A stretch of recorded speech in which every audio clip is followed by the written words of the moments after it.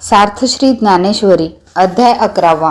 आता ह्यापुढे 11व्या अध्यायात जो कथाभाग आहे तो शांत व अद्भुत या दोन रसांनी भरलेला आहे आणि या ठिकाणी भगवंताचे विश्वरूप अर्जुनाच्या दृष्टीस पडेल।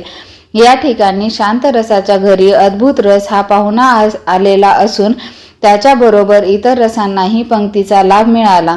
वधूवरांच्या लग्नात ज्याप्रमाणे वराड्यांनाही वस्त्रालंकारांनी भूषित होऊन मिरवळ्यास सापडते त्याप्रमाणे देशी भाषेच्या सुखासनावर सर्व रसात मिरवणुकीचा लाभ मिळाला आहे। परंतु त्या सर्वात शांत रस व अद्भुत रस हे असे शोभले की डोळ्यांनी प्रत्यक्ष पाहावे अशा प्रकारे की जणू काय शंकर व विष्णू हे प्रेमभावाने एकमेकांस आलिंगन देण्याकरिता आले आहेत, किंवा अमावास्येच्या दिवशी ज्याप्रमाणे सूर्य व चंद्र यांची बिंबे एके समयी भेटावी त्याप्रमाणे शांत व अद्भुत यांचे ऐक्य झाले आहे, किंवा ज्याप्रमाणे गंगा व यमुना या दोन नद्यांचे ओघ प्रयागास मिळाले आहेत त्याप्रमाणे शांत व अद्भुत हे दोन्ही रस एकत्र मिळून 11वा अध्याय हा प्रयागच बनला आहे।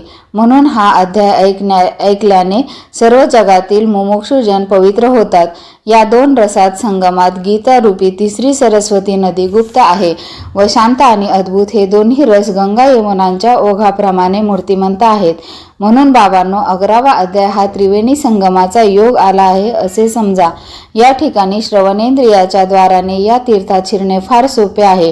त्रिवेणी संगमाप्रमाणे येथे बुडण्याची भीती नाही। ज्ञानदेव म्हणतात, हा इतका सोपा मार्ग आमचे गुरु श्री निवृत्तीनाथ यांनी केली आहे। या गीता रूपी तीर्थाचे संस्कृत भाषारूप तीर कठीण असल्यामुळे ते तोडून व तेथे मराठी भाषारूप पायऱ्यांचे सोपे घाट करून श्री निवृत्ती देवांनी केवळ धर्माच्या ठेवीच केले आहेत। म्हणून वाटेल त्याने या तीर्थाचे भक्तिभावाने स्नान करावे व ज्याप्रमाणे प्रयागास माधवाचे दर्शन होते त्याप्रमाणे येथे श्री भगवंताच्या विश्वरूपाचे दर्शन घ्यावे आणि जन्म मरण रूप संसाराला तिलांजली द्यावी। फार काय सांगावे। या 11व्या अध्यायात सर्व रस मूर्तिमंत उभे आहेत व या ठिकाणी जगाला श्रवण सुखाची रेलचेल झाली आहे। या ठिकाणी शांत व अद्भुत हे प्रत्यक्ष दिसत असून इतर रसांचेही महत्त्व दृष्टीस पडत आहे, पण ही उपमा देखील हलकीच आहे। तर या ठिकाणी उघड मोक्ष सुखच प्राप्त होते। तो हा 11वा अध्याय स्वतः देवांचे विश्रांती स्थान आहे, पण अर्जुन हा भाग्यवानांचा मुकुटमणीच आहे, कारण तो या अशा ठिकाणी देखील येऊन पोहोचला आहे। या ठिकाणी अर्जुनच आला म्हणून कशाला म्हणावे, तर गीतेचा अर्थ मराठीत झाल्यामुळे वाटेल त्या मनुष्यास येथील सुखाचा सुकाळ झाला आहे। याचकरिता माझी विनंती ऐका की तुम्ही सज्जनांनी इकडे लक्ष द्यावे। तुम्हा संतांच्या सभेपुढे मी इतक्या सलगीने बोलणे योग्य नाही, परंतु तुम्ही प्रेमाने आपल्या लेकराप्रमाणे मानावे। अहो, राघूला आपणच पडवितो आणि तोच आपण पडविलेले बोलल्यावर आपल्यास मान डोलवावी लागते, किंवा आई आपल्या लेकरांकडून कौतुक करून ते पाहून रिजत नाही का? त्याप्रमाणे प्रभो, मी जे काही बोलेन ते तुम्हीच मला शिकविले आहे, म्हणून देवा आपले बोलणे आपणच श्रवण करावे। माझे भाषण म्हणजे तुम्हीच लावलेले गोड असे एक ज्ञानाचे झाड आहे, तर याला एकाग्र अंतःकरण स्वरूप पाण्याने शिंपून तुम्ही वाढवावे। मग या झाडाला नवरसादी फुले येऊन ते फुलले, पुष्कळ प्रकारच्या अर्थरूप फलभाराने लवले व तुमच्या या कृतीने सर्व जगात सुखप्राप्ती होईल। असे बोलल्यावर सतजन प्रसन्न होऊन म्हणाले, आम्ही तुझ्या बोलण्याने संतोष पावलो। आता अर्जुन काय बोलला तेवढे सांग। तेव्हा निवृत्तीचे दास ज्ञानदेव म्हणाले, कृष्णार्जुनांचा संवाद मला प्रकृताला कसा सांगता येईल, पण तुम्ही मला शक्ती दिली तर मी सांगेन। अहो, रानावनातील पाला खाणाऱ्या वानरांकडून लंकाधीश रावणाचाही पराभव करविला, त्याचप्रमाणे एकट्या अर्जुनाकडून कौरवांचे 11 अक्षौहिणी सैन्य जिंकविले नाही काय? म्हणून समर्थ जे करितात ते प्राणीमात्राच्या हातून होत नाही। त्याचप्रमाणे आपणही संतजन आहात, तर माझ्याकडून गीतार्थ बोलवाल। आता वैकुंठ नायक श्रीकृष्णांच्या मुखातून जो गीतेचा खरा भावार्थ निघाला तो मी तुम्हाला सांगतो। इकडे लक्ष असू द्या। धन्य भाग्य त्या गीतेचे की वेदांनी ज्याचे प्रतिपादन केले आहे त्या श्रीकृष्णांनी ती आपल्या मुखाने सांगितली। या गीतेचे महत्त्व काय वर्णन करावे, कारण ते शंकराच्या बुद्धीलाही कळाले नाही, तर आता तिला मनोभावे नमस्कार करावा हेच बरे।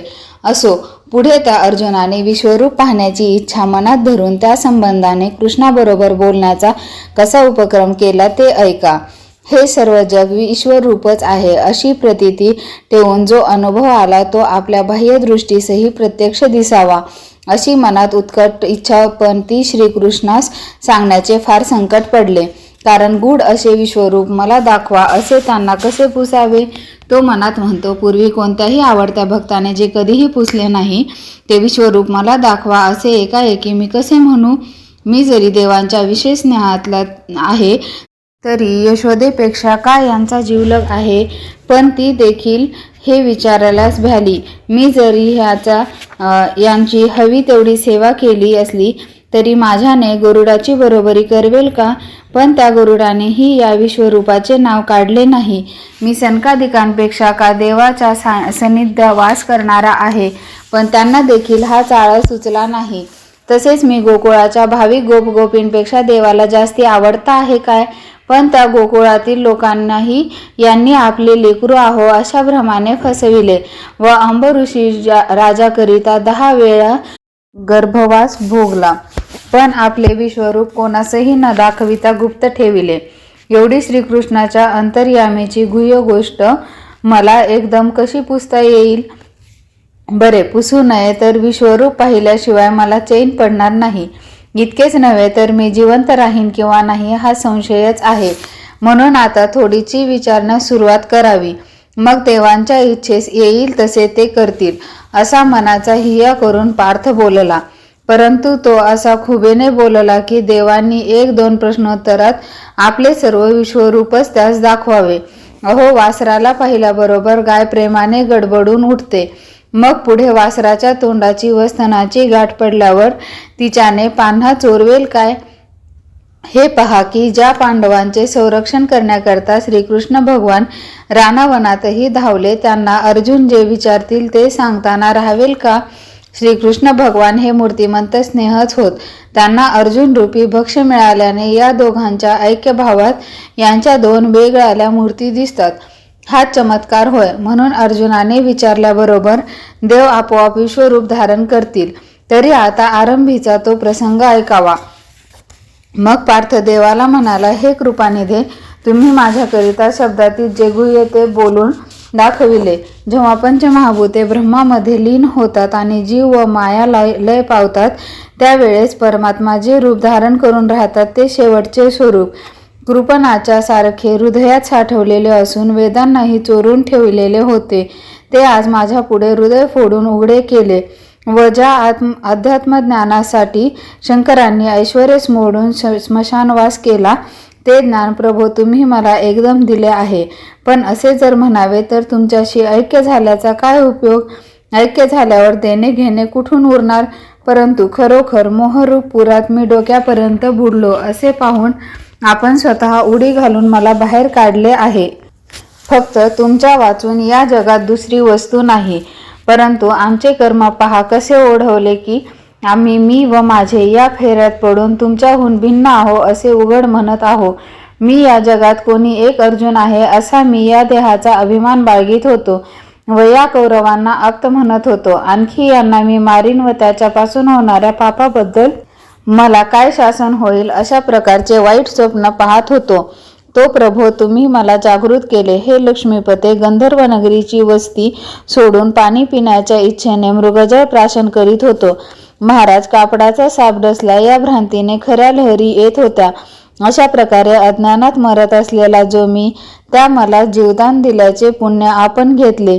विहिरीत आपले प्रतिबिंब पडले आहे हे न समजता सिंह आत उडी घालतो आहे हे पाहून कोणी एखाद्याने त्यास धरून रक्षण करावे. त्याप्रमाणे अनंता मी अज्ञान सागरात बुडत असता मला आवरून आपण माझे रक्षण केले. बाकी असे पहा की माझा तर हा वेळेपर्यंतचा निश्चयच होता की आता जरी सप्त समुद्र एकत्र झाले अथवा हे सर्व जग बुडून गेले किंवा आकाशही तुटून पडले तरी चिंता नाही. पण गोत्रजांबरोबर मला युद्ध करण्याचा प्रसंग न येवो अशा अहंकाराच्या योगाने मी आग्रहरूपी जलात बुडी मारली होती. परंतु तुम्ही जवळ होता म्हणून बरे झाले. एरवी त्यातून मला कोणी बाहेर काढले असते वास्तविक मी नसून कोण आहे असे मानले व नाहीत त्यांना नाव ठेवून गोत्रच म्हटले, अशा प्रकारचे मला जबर वेळ लागले होते. पण त्यापासून तुम्ही माझे रक्षण केले. पूर्वी लाक्षागृहात जळत असताना त्यातून बाहेर काढून आपण रक्षण केले खरे, पण त्यावेळी फक्त देहाचेच भय वाटत होते. आता हे दुसरे लाक्षागृह असून यात माझे चैतन्य नाश पावत होते. त्यातून तुम्ही मला बाहेर काढले. दुराग्रह रूपी हिरण्याक्ष दैत्य माझी बुद्धिरूपी पृथ्वी खाकेत मारून मोहरूपी समुद्राच्या खोल पाण्यात घेऊन गेला. तेव्हा तुम्ही बोधाच्या सामर्थ्याने मी एकदम शुद्धीवर आलो. हा तुम्हाला दुसरा वराहाचा अवतार घेणे भाग पडले. याप्रमाणे तुमची अपार महाकृत्य आहेत. ती माझ्या एकट्याने वाणीने कशी वर्णन करावीत? फार काय सांगावे. तुम्ही आपले पंचप्राण मला अर्पण केले आहेत. त्यामुळे देवराया तुमचे श्रम काही व्यर्थ न जाता यशप्राप्ती झाली, तीही की माझ्या अज्ञानाचा समूळ नाश झाला. महाराज, आनंद सरोवरातील कमलाप्रमाणे असलेले आपले हे नेत्र ज्याकरिता आपल्या कृपाप्रसादाची मंदिरे तयार करीतात, ज्याच्यावर आपली कृपादृष्टी होते त्याची आणि मोहाची भेट होते, हे म्हणणे किती तुच्छ. महाराज, मृगजलाची वृष्टी वडवा नलाला काय करणार? आणि हे दातारा, मी तर त्या तुझ्या कृपा मंदिराच्या गाभाऱ्यात शिरून आत्मज्ञानाचा पूर्ण अनुभव घेत आहे. तेव्हा आता माझा मोह नाहीसा झाला, यात काही संशय आहे काय? खरोखर तुझ्याच पायाची शपथ वाहून सांगतो की मी उद्धारलो. अहो कमलनयना, कोटी सूर्य तेजसा महेशा, आज तुम्हाकडून मी असे ऐकले, ही सर्व भूते जिच्यापासून उत्पन्न होतात व लय पावतात अशी जी माया, ती मला देवांनी विस्तारपूर्वक सांगितली आहे. त्या मायेचा झाडा देऊन परमात्म्याचेही मूळस्थान दाखविले, ज्याचे यश पांघरून वेद वस्त्रयुक्त झाले. ज्या परमात्म्याचे यश वेद गातात व जे वेद उत्पन्न होऊन अस्तित्वात आहेत व ज्याच्यापासून धर्मासारखी रत्ने निपजतात, ह्या सर्व गोष्टी ते आपल्याच पायांचा आश्रय करतात, म्हणून हे प्रभो घडून येतात. त्याचप्रमाणे देवा, तुमचे जे अगाध महात्म्य, जे सर्व मार्गांनी एकच जाणण्यास योग्य व आत्मानुभावाने परिपूर्ण, ते तुम्ही मला दाखविले. ज्याप्रमाणे अब्रे नाही तशी झाल्यावर आकाशात सूर्यमंडळ दृष्टीस पडते, किंवा हाताने गोंडा बाजूला सारल्यावर स्वच्छ उदक दृष्टीस पडते, किंवा चंदनाच्या झाडाला सापाने दिलेले वेढे निघल्यावर त्याला आलिंगन देता येते, अथवा पिशाच नाहीसे झाल्यावर द्रव्य हाती लागते, त्याप्रमाणे ज्ञानाच्या आड जी माया होती ती देवांनी पलीकडे सारल्यामुळे माझ्या बुद्धीला ब्रह्मतत्व भेटले. म्हणून देवा, तुमच्या अगाध शक्तीचा माझ्या जीवाला पूर्ण भरवसा आला आहे. परंतु मला आणखी एक इच्छा उत्पन्न झाली आहे. भीड धरून जर मी तुम्हाला विचारली नाही तर दुसऱ्या कोणास विचारावयास जावे, कारण तुमच्या वाचून दुसरे ठिकाण आम्हास माहीत आहे का? माशांनी जळाचा आभार मानून त्यास तसदी न देता बाहेर राहावे असे जर मनात आणले, किंवा बालकाने आईजवळ वरचेवर स्तनपान मागण्याची भीड धरली, तर श्रीहरी त्यांना वाचण्याला दुसरा उपाय आहे का? म्हणून संकोच न करिता मनास येईल ती गोष्ट तुम्ही विचारावी. इतके अर्जुन म्हणतो आहे. तोच देव म्हणाला की तुझे हे बोलणे राहू दे, तुला कसली इच्छा उत्पन्न झाली आहे ती सांग. मग अर्जुन म्हणाला, देवा, तुम्ही ज्या गोष्टी सांगितल्या त्याच्या अनुभवाने माझी दृष्टी शांत झाली. आता ज्याच्या इच्छेने हे सर्व जग उत्पन्न होते व लय पावते, आणि ज्या ठिकाणी तुम्ही आपले स्वतःचे असे म्हणविता ते तुमचे मुख्य स्वरूप, जेथून देवाची संकटे निवारण करण्याच्या निमित्ताने द्विभुज चतुर्भुज अशी रूपे धारण घेऊन तुम्ही येता, शिराब्दींतील शेषशयानाच्या आरंभापासून मत्स्यकुर्मादी अवतार घेऊन सर्व अवतार कृत्य संपल्यावर, हे गारोड्या श्रीकृष्णा, ज्या ठिकाणी तुम्ही पुन्हा जाता, उपनिषदे ज्याचे गुणानुवाद वर्णन करीतात, योगीजन हृदयात आठवून ध्यान करतात व ज्याला सनकाधिक आलिंगन देऊन राहतात, असे जे तुमचे अगम्य विश्वरूप, ज्याचा लौकिक आम्ही ऐकतो ते पाहण्याकरिता, देवा, माझे चित्त फार उतावळे झाले आहे. तुम्ही मनातील संकोच टाकून प्रेमाने माझी इच्छा काय आहे म्हणून विचारले, तर हीच एक माझी बलवत्तर इच्छा आहे. आपले सर्व विश्वरूप मी दृष्टीने पाहावे असा माझ्या मनाने ध्यास घेतलेला आहे. परंतु हे शारंगधरा, आणखी एक मला अशी शंका आहे की तुमचे विश्वरूप पाहण्याची माझ्या अंगात योग्यता आहे किंवा नाही, हे माझे मला काही समजत नाही. ते का समजत नाही म्हणाल तर हे पहा, रोग्याला आपल्या रोगाचे निदान समजते का? आणखी महाजन इच्छेची आसक्ती प्रबळ असल्यामुळे इच्छा करणारा मनुष्य जशी आपली योग्यता विसरतो किंवा ज्यास तहान लागली आहे त्यास जसे समुद्रही आपली तहान भागवण्यास पुरा पडणार नाही असे वाटते, तशाच प्रबल इच्छेने मला भूक पडली असल्यामुळे माझी इच्छा मला आवरून ठेवत नाही. याकरिता आई ज्याप्रमाणे आपल्या मुलाची योग्यता जाणून त्याची इच्छा पुरी करते, त्याप्रमाणे हे जनार्दना माझ्या अधिकाराचा विचार करून मग तुम्ही आपले विश्वरूप दाखवण्यास आरंभ करा. माझा अधिकार असेल तर ही कृपा करा. एरवी असे पहा की माझा अधिकार नसेल तर नाही म्हणून सांगा. हो, पंचम स्वरात उत्तम गाणे ऐकून बहिऱ्याला कसे सुख होणार. बाकी मेघ हा एकटा चातकाकरिताच वर्षाव करतो आणि जगाकरिता करीत नाही असे काही नाही, परंतु तोच पाऊस खडकावर पडला तर व्यर्थ जातो. चंद्रप्रकाशापासून चकोरालाच अमृत प्राप्त होते आणि दुसऱ्याला शपथ का घातली आहे, पण प्राशन करण्याची युक्ती चकोराप्रमाणे इतरांना माहीत नसल्यामुळे त्यांना ज्याप्रमाणे त्यांचा काही उपयोग होत नाही त्याप्रमाणे दृष्टीशिवाय प्रकाश व्यर्थ आहे. म्हणून तुम्ही बहुत करून मला विश्वरूप दाखवाल असा माझा पूर्ण भरवसा आहे. कारण भयंकर अथवा सुंदर रूप दाखवण्याची आपली अलौकिक शक्ती आहे. कारण तुमचे औदार्य स्वतंत्र आहे व तुमच्या मनात एखादी गोष्ट देण्याचे आले असता पात्र किंवा अपात्र हा भेद तुम्ही मानित नाही. असे पहा, मोक्षासारखे पवित्र ठिकाण तुम्ही आपल्या शत्रूसही दिले आहे. खरोखर मोक्ष जरी दुष्प्राप्य आहे तरी तोही तुमच्या पायाची सेवा करतो. म्हणून तुम्ही त्यास जिकडे आज्ञा कराल तिकडे तो जाऊन चक्राप्रमाणे तुमच्या आज्ञा पाळतो. आपल्या स्तनात विष घालून तुम्हाला मारण्याच्या हेतूने स्तनपान देण्याकरिता पूतना राक्षसी आली होती. तिलाही तुम्ही सनकादिकांच्या बरोबरीने सायुज्य मुक्ती दिली. महाराज धर्मराजाच्या राजसूय यज्ञात त्रिभुवनातील देव, ऋषी व राजे जमले असता त्या ठिकाणी ज्याने आपणास दुर्वाक्य बोलून आपला अपमान केला त्या महादपराधी शिशुपालालाही तुम्ही स्वरूपता मुक्ती दिली. आणखी गोपालकृष्ण उत्तानपाद राजाचा मुलगा जे ध्रुव, त्याने आढळपदाची इच्छा केली होती. बापाच्या मांडीवर बसावयास मिळावे एवढ्याच करिता तो वनात आला होता, पण त्याला तुम्ही चंद्र सूर्यादिकांपेक्षाही श्रेष्ठ स्थानी नेऊन बसवले. याप्रमाणे दुःखितांना उदारपणे आश्रय देणारे एक तुम्हीच. हे पहा, आजामिळाने मृत्यूसमयी पुत्रमिषाने नारायण नामाचा उच्चार केल्यामुळे त्याला मुक्ती दिली.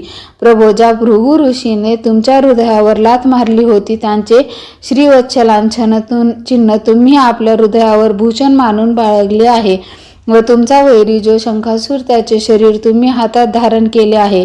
याप्रमाणे अपकार करणाऱ्यावरही तुम्ही उपकारच करिता आणि अपात्र मनुष्यासही तुम्ही औदार्याने दान करता. बळीपाशी आपण दान मागावयास जाऊन त्याचे द्वारपाळ झाला. तुमची आराधना न करता व तुमचे गुणानुवाद न ऐकता राघूला तुमच्या नावाने हाक मारत असता गणिकेला तुम्ही वैकुंठ सुखाची प्राप्ती करून दिली. अशा क्षुल्लक कारणानेही अकस्मात तुम्ही स्वस्वरूप प्राप्त करून देणारे, ते तुम्ही मला वेगळी प्राप्ती कशी करून द्याल. अहो, दुपत्याच्या अधिकपणाने जी कामधेनू जगाचे संकट निवारण करते तिची वासरे उपाशी राहतील काय. म्हणून मी ज्याबद्दल विनंती केली आहे ते विश्वरूप देव मला दाखवणार नाहीत असे कधीही होणार नाही, परंतु ते पाहण्याची मला योग्यता द्या. तुमचे विश्वरूप माझ्या डोळ्यांनी पाहावेल अशी जर तुमची खात्री असेल तर देवा माझे विश्वरूप पाहण्याचे डोहाळे पुरवा. अशी सुभद्रापतीने यथायोग्य विनंती केल्यावर षड्गुणेश्वर्याचा राजा जो श्रीकृष्ण, त्याला ती सहन झाली नाही. अर्जुन हा वर्षाकाळाप्रमाणे व श्रीकृष्ण वर्षाकाळी उत्पन्न होणाऱ्या कृपामृतयुक्त मेघाप्रमाणे दिसू लागले. अथवा अर्जुन हा वसंत ऋतू व त्यात कृष्ण हे मंजूर शब्द करणारा कोकिळ असे भासले. किंवा पूर्ण चंद्रबिंब पाहून ज्याप्रमाणे क्षीरसागराला भरती येते त्याप्रमाणे त्या समुद्राच्या दुपटीपेक्षाही अधिक प्रेमाने श्रीकृष्ण उचंबळले.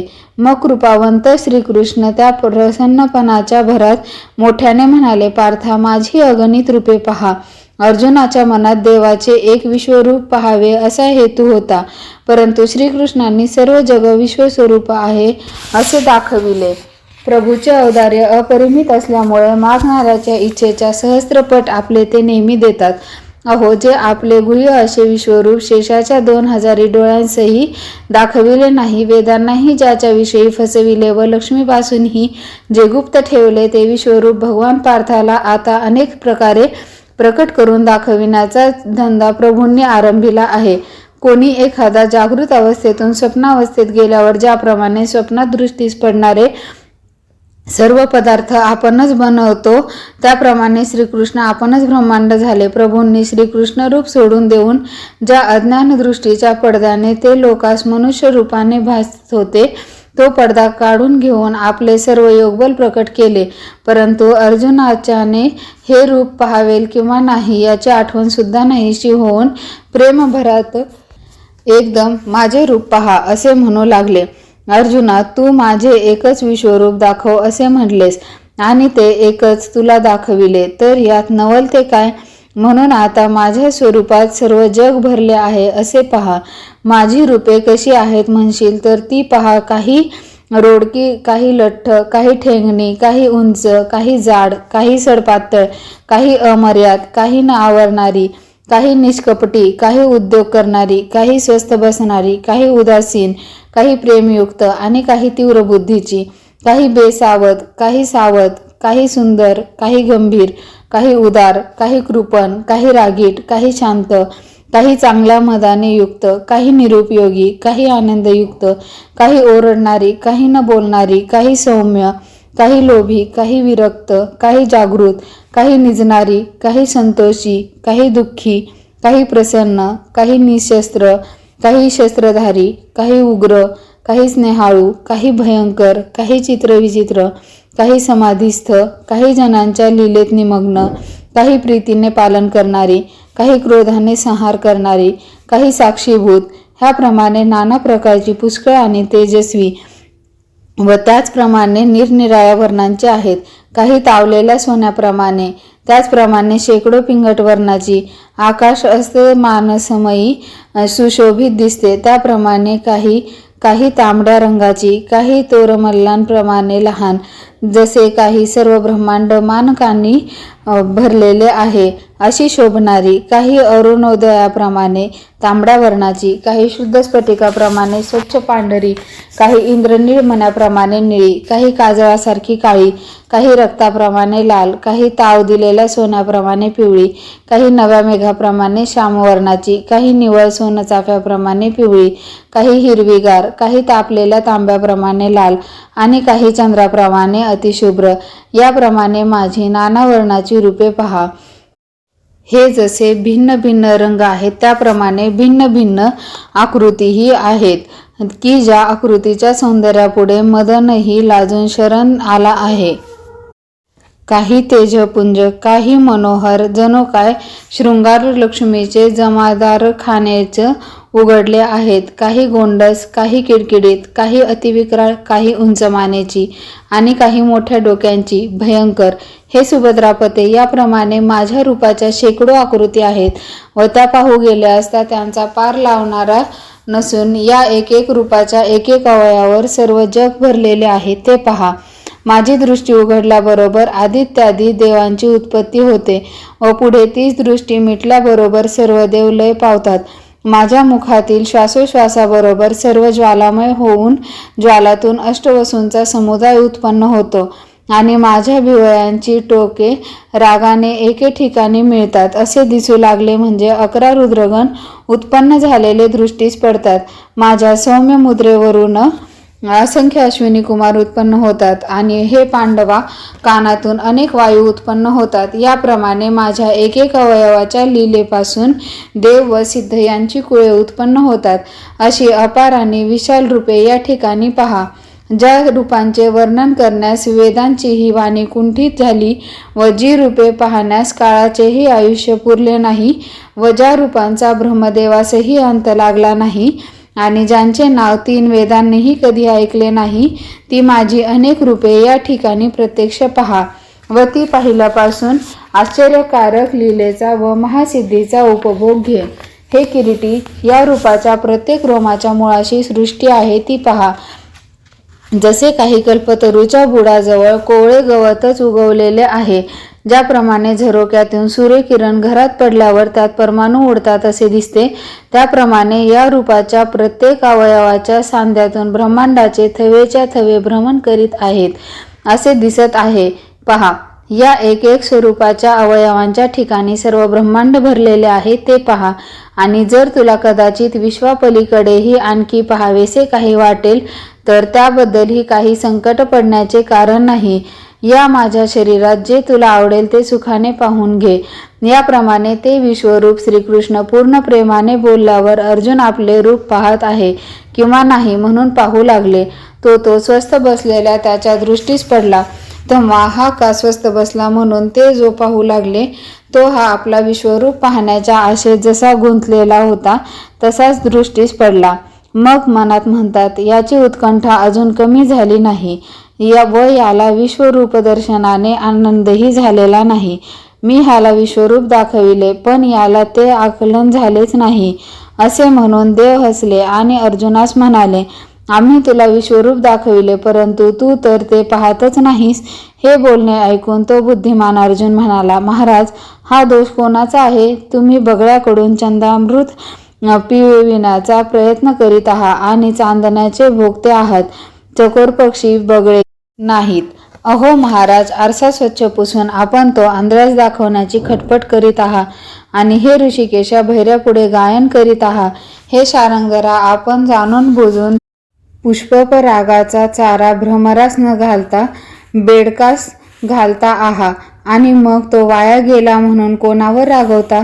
जे विश्वरूप इंद्रियास अगोचर आहे असे शास्त्रांनीही वर्णन केले आहे व जे केवळ ज्ञानदृष्टीलाच पाहता येते ते जर तुम्ही माझ्या चर्मचक्षूंपुढे ठेवले तर माझ्याने ते कसे पाहावेल?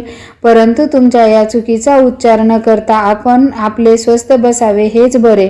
अर्जुनाचे हे भाषण ऐकून देव म्हणाले, वा अर्जुना, तुझे बोलणे मला मान्य आहे. जर तुला विश्वरूप दाखवायचे तर ते खरोखर ते पाहण्यास अगोदर आम्ही तुला सामर्थ्य द्यावयास पाहिजे होते. परंतु प्रेमाच्या भरात बोलत असता तुला दृष्टी देण्याचे विस्मरण झाले. नांगरल्याशिवाय जमिनीत पेरल्यास मुळे तो वेल ज्याप्रमाणे वाया जातो त्याप्रमाणे तुला विश्वरूप दाखवण्याविषयीची माझी खटपट व्यर्थ गेली. तर तुला आता अशी दृष्टी देतो की जिच्या योगाने तुला माझे विश्वरूप पाहता येईल. मग हे पांडवा, त्या दृष्टीने माझा सर्व अघटित घटनारूप ऐश्वर्य योग पाहून तो आपल्या पूर्ण अनुभवास आणून घे. जे वेदांनीच जाणण्यास योग्य व सकळ लोकांचा आदिपुरुष व सर्व जगास परमपूज्य तो श्रीकृष्ण परमात्मा याप्रमाणे बोलला. संजय म्हणाला, हे कौरव कुळातील चक्रवर्ती धृतराष्ट्र राजा, मला वारंवार हेच आश्चर्य वाटते की ह्या तिन्ही लोकात लक्ष्मीपेक्षा कोणी अधिक दैववान आहे का? किंवा या जगात श्रुतीशिवाय कोणी खुणेने वर्णन करणारा दुसरा आहे का? किंवा दासेच म्हणून जे म्हणाल ते एकशेषाच्याच अंगी आहे. अहो, भगवंताच्या प्राप्तीसाठी सारखी 8ही प्रहर सेवा करणारा गरुडासारखा दुसरा कोणी आहे का? परंतु ते सर्व एकीकडे राहून ज्या दिवशी पांडव जन्मास आले त्या दिवसापासून हल्ली त्याचे ठिकाणी कृष्णसुख एकवटले आहे. तथापि 5ही पांडवात ज्याप्रमाणे कामातुर पुरुषाला एखादी स्त्री आपल्या अधीन करून येते त्याप्रमाणे श्रीकृष्ण अर्जुनाच्या सहज अधीन झाले आहेत.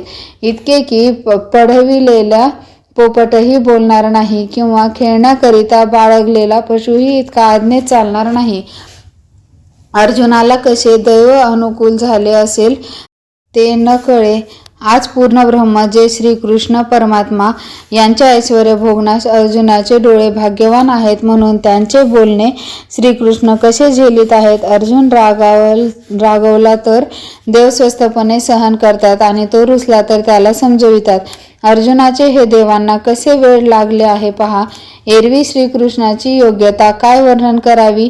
ज्या समर्थ शुकाचार्यांनी 12 वर्षेपर्यंत मातेच्या उदरात राहून विषय जिंकले ते शुकाचार्य यांच्या विषयांचे रासक्रीडेचे वर्णन करून आपण कृतार्थ होऊ या इच्छेने स्तुतिपाठक बनले. राजा श्रीकृष्ण परमात्मा योग यांच्या समाधीचे अधिदैवत ते पार्थाच्या स्वाधीन झाले म्हणून माझ्या मनाला मोठा चमत्कार वाटतो. इतके बोलून संजय पुन्हा धृतराष्ट्राला म्हणाला, राजा, पण यात चमत्कार तरी कसला?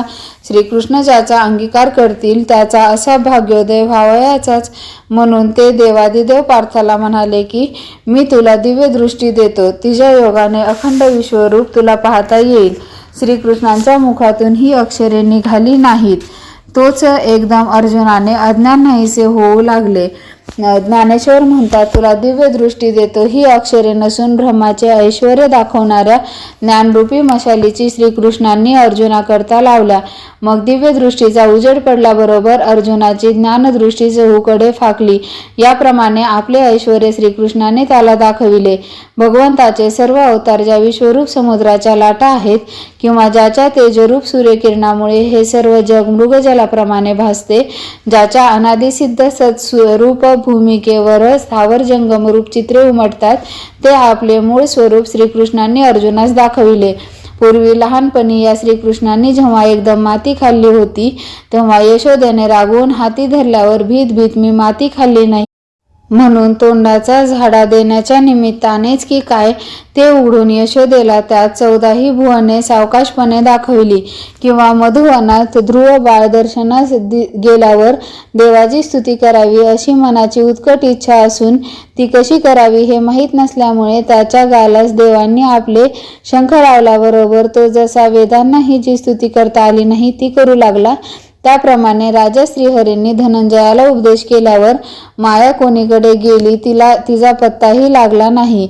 एकदम ऐश्वर्य तेजाचा उजेड पडून त्याला सर्वच चमत्कारमय दिसू लागले व त्याचे चित्त आश्चर्यात निमग्न झाले.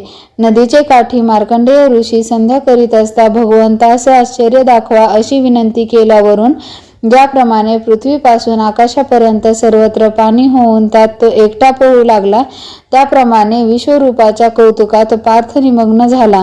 तो म्हणाला, या ठिकाणी केवढे आकाश दृष्टीस पडत होते ते कोणीकडे नेले, तसेच ती स्थावर जंगम महाभूते कोणीकडे गेली, दिशांचा पत्ता नाहीसा झाला, आकाश व पाताळ कोणीकडे गेले हे समजेना, आणि जागृत झालेल्या मनुष्यास ज्याप्रमाणे स्वप्नात पाहिलेले पदार्थ दृष्टीस पडत नाहीत त्याप्रमाणे एवढा वेळ दृष्टीस पडणारी सृष्टी नाहीशी झाली. अथवा सूर्याच्या तेजाने जसे चंद्र व तारे नाही तसे होतात त्याप्रमाणे सृष्टीची सर्व रचना विश्वरूपाने नाहीशी केली. त्यावेळेस त्याची मनाला आठवण नाहीशी होऊन बुद्धी आपली आपल्यास आवरण्या व इंद्रियांच्या वृत्ती सर्व माघारी फिरून हृदयात साठवल्या. तेव्हा स्तब्धपणाला स्तब्धता प्राप्त झाली, एकाग्रतेस एकाग्रता आली, जणू काय सर्व ज्ञानाला मोहनी अस्त्रच घातले आहे. याप्रमाणे तो आश्चर्ययुक्त कौतुकाने चहूकडे पाहू लागला. तो त्याच्या पुढे जी चतुर्भुज लहान मूर्ती होती ती वाढून पुष्कळ रूपांनी चहूकडे पसरली असे दिसले. ज्याप्रमाणे पावसाळ्यातील मेघ किंवा महाप्रलय काळाचे सूर्याचे तेज एकदम चहूकडे पसरते, त्याप्रमाणे भगवंताने आपल्याशिवाय कोणीकडेही दुसरे काही उरू दिले नाही. पहिल्या प्रथम अर्जुनास श्रीकृष्णाचे स्वरूप पाहून समाधान वाटले व लागलीच डोळे उघडून पाहतो तो विश्वरूप दृष्टीस पडले. अशा रीतीने दोन्ही डोळ्यांनी सर्व विश्वरूप पाहावे अशी जी त्याची इच्छा होती ती सर्व लळा श्रीकृष्णांनीच पुरविला. मग पुष्कळ तोंडे पाहिली, ती केवळ विष्णूच्या राजवाड्यांप्रमाणेच दिसली, जणू काय लावण्य श्रियेची भांडारेच उधळली आहेत किंवा आनंदरूपी वनेच भरास आली आहेत की काय. ज्याप्रमाणे सौंदर्याला राज्याधिकार मिळावा त्याप्रमाणे आल्हादकारक अशी श्रीहरीची मुखे अर्जुनाने पाहिली. त्या तोंडातही काही भयंकर जणू काय रात्रीची सैन्यच उठली आहेत अशी दिसली, किंवा मृत्यूलाच तोंडे उत्पन्न व्हावी, भयाचे किल्लेच उभारावे आणि प्रलयाग्नीची महाकुंडेच पेटवावी. याप्रमाणे अद्भुत व भयंकर अशी तोंडे अर्जुनाने त्या ठिकाणी पाहिली आणि पुष्कळ सौम्य अलंकार घातलेली चमत्कारिक अशीही पाहिली. त्याच्या ज्ञानदृष्टीच्याही पाहण्याने त्या मुखात अंत त्याला लागेनाच म्हणून डोळे कोठे आहेत ते कौतुकाने पाहू लागला. तेव्हा नाना रंगाची कमलवनेच विकसित झाली आहेत अशा सूर्यतेजाप्रमाणे चमकणाऱ्या डोळ्यांच्या पंक्ती त्या अर्जुनाच्या दृष्टीस पडल्या. त्यातच काळ्या कुळकुळीत मेघांच्या गर्दीत कल्पांचे वेळी विजा चमकतात त्याप्रमाणे भिवयांखाली अग्नीप्रमाणेच पिंगट असे नेत्र चमकत होते. त्या एकाच रूपावर एकाएक आश्चर्य पाहून विश्वरूपात अनेक गोष्टी भरल्या आहेत असे त्याच्या अनुभवास आले. मग विश्वरूपाचे पाय कोणीकडे आहेत, मुकुट कोणीकडे आहे व बाहू कोणीकडे आहे हे पाहण्याची त्याची कौतुकाने इच्छा वाढत चालली. मग भाग्यवान असा जो पार्थ त्याचे मनोरथ विफल होतील काय हे पहा. शंकराच्या भात्यात कधी वाय बाण सापडतील का, किंवा ब्रह्मदेवाच्या वाचेत लटक्या अक्षरांचे सांचे असू शकतील का? नाही. म्हणून अपार असे जे विश्वरूप त्याचा आदी व अंत अर्जुनाने पाहिले, ज्या रूपांचा थांग वेदासही लागला नाही, त्याचे सर्व अवयव एकदम अर्जुनाने दोन्ही डोळ्यांनी पाहिले. जे नाना रत्नांच्या अलंकारांनी शोभायमान होते, त्या विश्वरूपाचा चरणापासून मुकुटापर्यंतचा महिमा पाहिला. परब्रह्माने आपण स्वतः स्वरूप धारण करून त्याचवर परब्रह्मरूपीच अलंकार घातल्यावर ते अलंकार कशासारखे शोभतात म्हणून मी सांगू.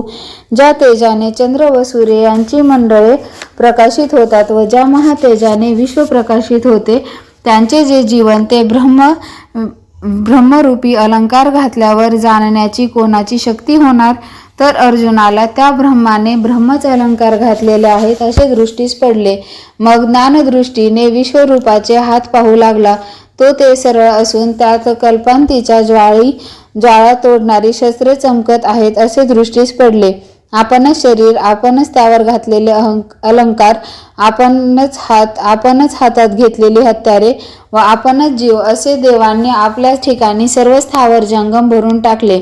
त्याच्या किरणांच्या प्रखरपणाने नक्षत्रांचे फुटाणे होऊन त्या तेजाने अग्निही दिपून जाऊन समुद्रात शिरला. मग जणू काय काळकूट विषाच्या लाटाच उसळल्या आहेत किंवा महाविजांचे अरण्यच उद्भवले आहे, अशी आयुधे हातात घेऊन दुसऱ्यास मारण्याकरिता उगारल्यासारखे अपरिमित हात अर्जुनाने पाहिले. त्या हातातील असंख्य शस्त्रांच्या भयाने अर्जुनाने तेथून आपली दृष्टी फिरवून तो कंठ व मुकुट याचकडे पाहू लागला. तेव्हा त्याला असे वाटले की कल्पतरूची उत्पत्ती याचपासून झाली आहे की काय? महासिद्धीचे अधिष्ठान जी लक्ष्मी ती शिनली असता जेथे विश्रांती घेते अशी जी अतिउत्कृष्ट कमळे त्याचा वास घेत आहेत असे पाहिले. मुकुटावर अनुक्रमाने फुलांचे गुच्छ एकावर एक लावलेले असून कंठात अवर्णनीय अशा पुष्पमाळा घातलेल्या होत्या. ज्याप्रमाणे स्वर्ग सूर्य तेजाने भरलेले किंवा मेरू पर्वत सोन्याने मढविलेला आहे, त्याप्रमाणे कमरेसभोवती नेसलेला पितांबर झळकत होता. ज्याप्रमाणे श्री महादेवास कापुराची उटी लावावी किंवा कैलास पर्वत पाऱ्याने लिंपावा अथवा क्षीरसमुद्राला पांढऱ्या स्वच्छ उदकाचे आच्छादावा, ज्याप्रमाणे चंद्राची घडी उघडून तिचा आकाशाला बुरखा घालावा, त्याप्रमाणे सर्वांगावर पांढरी शुभ्र चंदनाची ओटी दिसली. ज्याच्या योगाने प्रकाशणाऱ्या वस्तूलाही तेज चढते. ब्रह्मानंद जो जात्याचं अतिथंड आहे, त्याचाही ज्याने देह नाहीसा होतो व ज्याच्या सुगंधाने जात्याचं सुगंधमय असलेली पृथ्वीही सुगंधित होते, ज्या गंधापुढे इतर गंधाचे तेच नाहीसे होते व ज्या गंधाला आकार नाही, असा ज्याच्या मदनाने सर्वांगावर धारण केला आहे, त्या सुगंधाची योग्यता कोण करू शकणार? याप्रमाणे एक एक अलंकाराची शोभा पाहून अर्जुन भांबावला व तशात देव बसले आहेत, उभे आहेत किंवा निजलेले आहेत हे त्यास समजेना. डोळे उघडून इकडे तिकडे पाहतो तो सर्व विश्वरूपाने भरले आहे असे दिसले. म्हणून त्याकडे न पाहता डोळे झाकून स्वस्थ बसावे असे मनात आणून डोळे झाकतो तो अंतर्यामीही विश्वरूप दिसू लागले. समोर अगणित तोंडे दिसतात म्हणून त्याच्या भीतीने पाठीमागे जो पाहू लागला तो तिकडेही विश्वरूपाची तोंडे, हात, पाय तसेच दिसू लागले. अहो, दृष्टी उघडून पाहिल्यावर सर्वत्र विश्वरूपाचा भास होतो, यात आश्चर्य ते कसले? परंतु डोळे मिटल्यावर ते दिसते हे नवल ऐका. प्रभूच्या कृपेची करणी कशी आहे ती पहा. की पार्थाच्या पाहण्यात आणि न पाहण्यात श्रीकृष्ण व्यापून राहिले.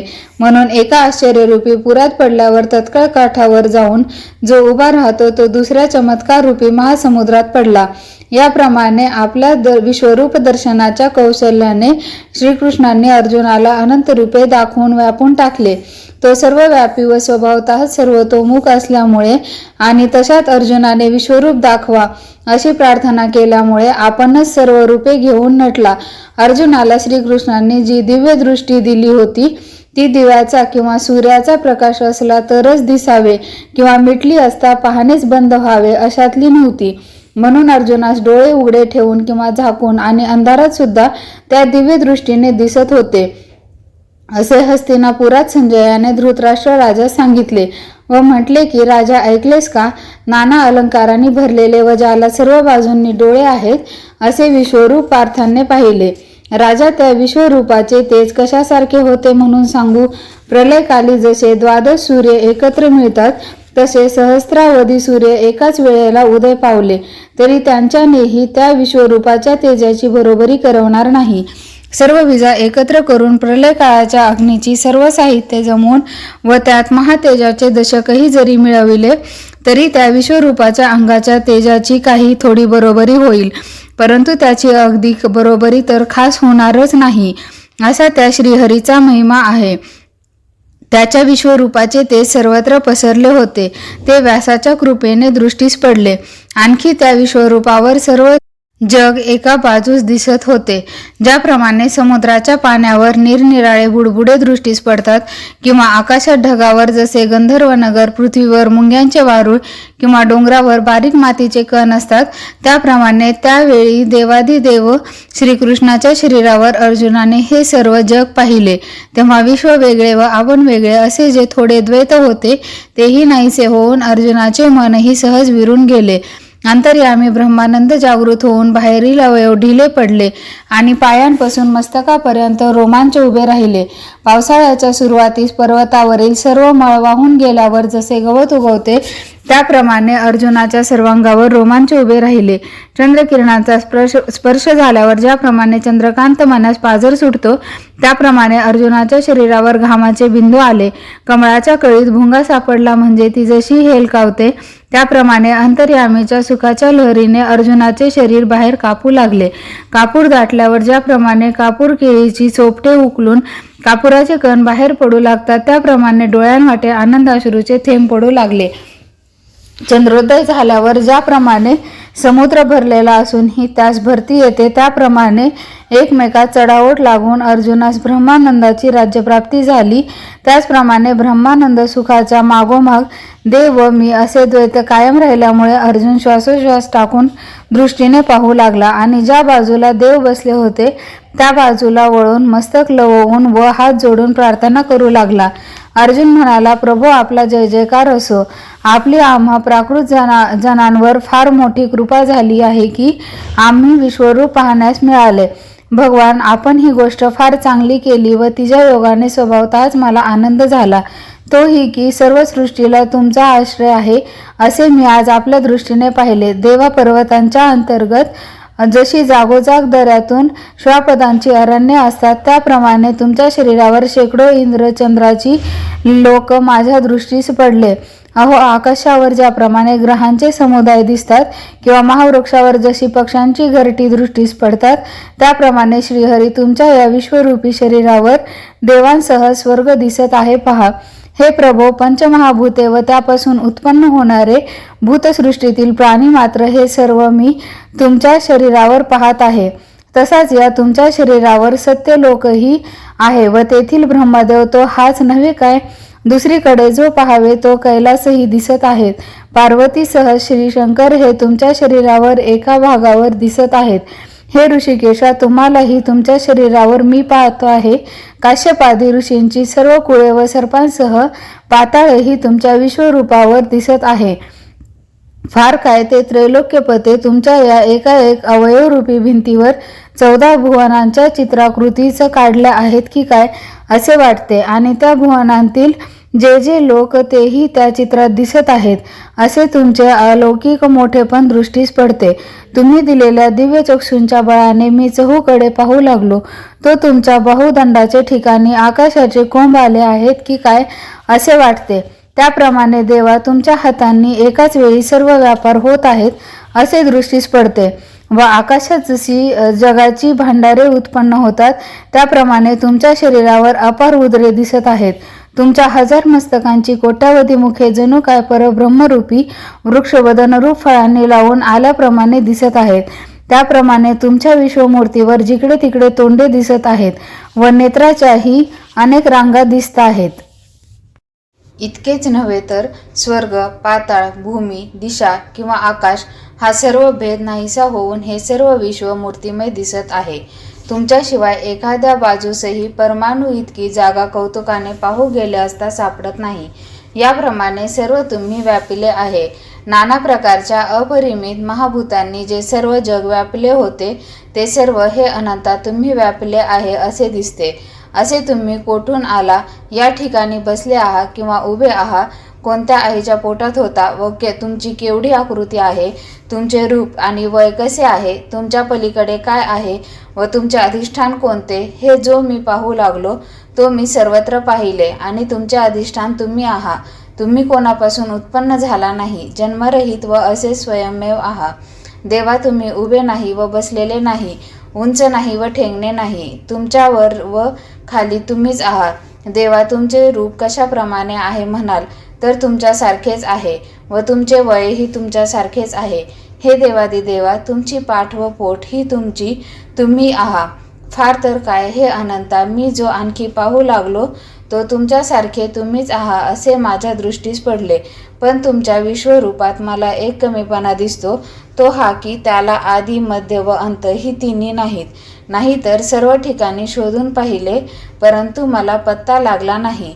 म्हणून आदी, मध्य व अंत हे तिन्ही तुमच्या रूपाला नाहीतच, यात संशय नाही. हे आदी मध्यांतररहित, हे अपरिमिता जगदीशा, खरोखर याप्रमाणे मी तुमचे विश्वरूप पाहिले. तुमच्या विश्वरूपावर शेकडो निरनिराळ्या मूर्ती उमटलेल्या आहेत. त्यामुळे तुमच्या अंगात नाना प्रकारच्या रंगाचा अंगरखाच घातला आहे असे तुम्ही दिसत आहात. तुम्ही तुमच्या विश्वरूपी पर्वतावर ज्या तऱ्हेतऱ्हेच्या निरनिराळ्या मूर्ती आहेत त्या वृक्ष व वेली याप्रमाणे शोभत असून मूर्तीवरचे जे अलंकार ते फुले व फळे आहेत. हे देवा, तुम्ही महासमुद्र असून मूर्तिरूपी लाटांनी उसळलेले दिसता, किंवा तुम्ही एक उत्तम वृक्ष असून मूर्तिरूप फळांनी भरलेले दिसता. पृथ्वी अशी भूतांनी भरलेली आहे असे दिसते. ज्या एक एक मूर्तीच्या अंगावर त्रैलोक्य उत्पन्न होते व लय पावते, तेवढ्याल्या मूर्ती तुमच्या अंगावरील एका रोमांचाच्या ठिकाणी आहेत. असा या जगाचा विस्तार करणारे ते तुम्ही कोण व कोणाचे, हे जो मी पाहू लागलो तो आमचे व जे सारथी तेच तुम्ही आहात. तर हे मुकुंदा, तुम्ही सर्वदा असेच सर्वव्यापक आहात, परंतु भक्तांवर अनुग्रह करण्याकरिताच सगुण रूप धारण करता असे मला वाटते. तुमची ती चतुर्भुज सावळी मूर्ती पाहिल्यावर मन व डोळे कसे तृप्त होतात. तिला आलिंगन देऊ लागले तर ती दोन्ही हातात सुद्धा धरता येते. हे विश्वरूप धारण करणाऱ्या देवा, असे गोजीरवाणे रूप तुम्ही भक्तांवर कृपा करण्याकरता घेत नाही का? तर घेता, पण आमच्या दूषित दृष्टीने ते तुमचे रूप सामान्य मनुष्याप्रमाणे आम्ही मानतो. परंतु तुम्ही सहज दिव्य चक्षु दिल्यामुळे माझ्या दृष्टीचा दोष नाहीसा होऊन तुमचा महिमा यथार्थ दृष्टीस पडला. परंतु रथाच्या मकराकार जुआंच्या मागल्या बाजूला जे तुम्ही बसला होता, त्या तुम्ही एवढे विश्वरूप धारण केले आहे एवढे मी पक्के ओळखले. हे श्रीहरी, तुम्ही जे डोक्यावर मुकुट धारण केला होता तोच हा नव्हे का? पण हल्लीचे त्यांचे तेज व आकार विशेष आहे, हेच मोठे आश्चर्य आहे. वरच्या हातातील फिरत असलेले चक्र हेच नव्हे का? कारण हे विश्वमूर्ते ते तुम्ही सावरून हातात धरीत आहात. ही खूण कायम आहे. दुसऱ्या हातात तीच ही गदा नव्हे काय? हे गोविंदा, खालचे दोन हात निशस्त्र असून घोड्यांचे लगाम याच हातात धरलेले नव्हते काय? आणि हे विश्वेशा, माझी विश्वरूप पाहण्याची इच्छा पूर्ण करण्याच्या हेतूने तुम्ही हे एकदम विश्वरूप धारण केले, हे मी जाणतो. परंतु देवा, ह्या तुमच्या रूपाचे आश्चर्य मानण्याची ही माझी योग्यता नाही. या आश्चर्याने माझे मन थक्कच होऊन गेले आहे. यात नवल ते काय?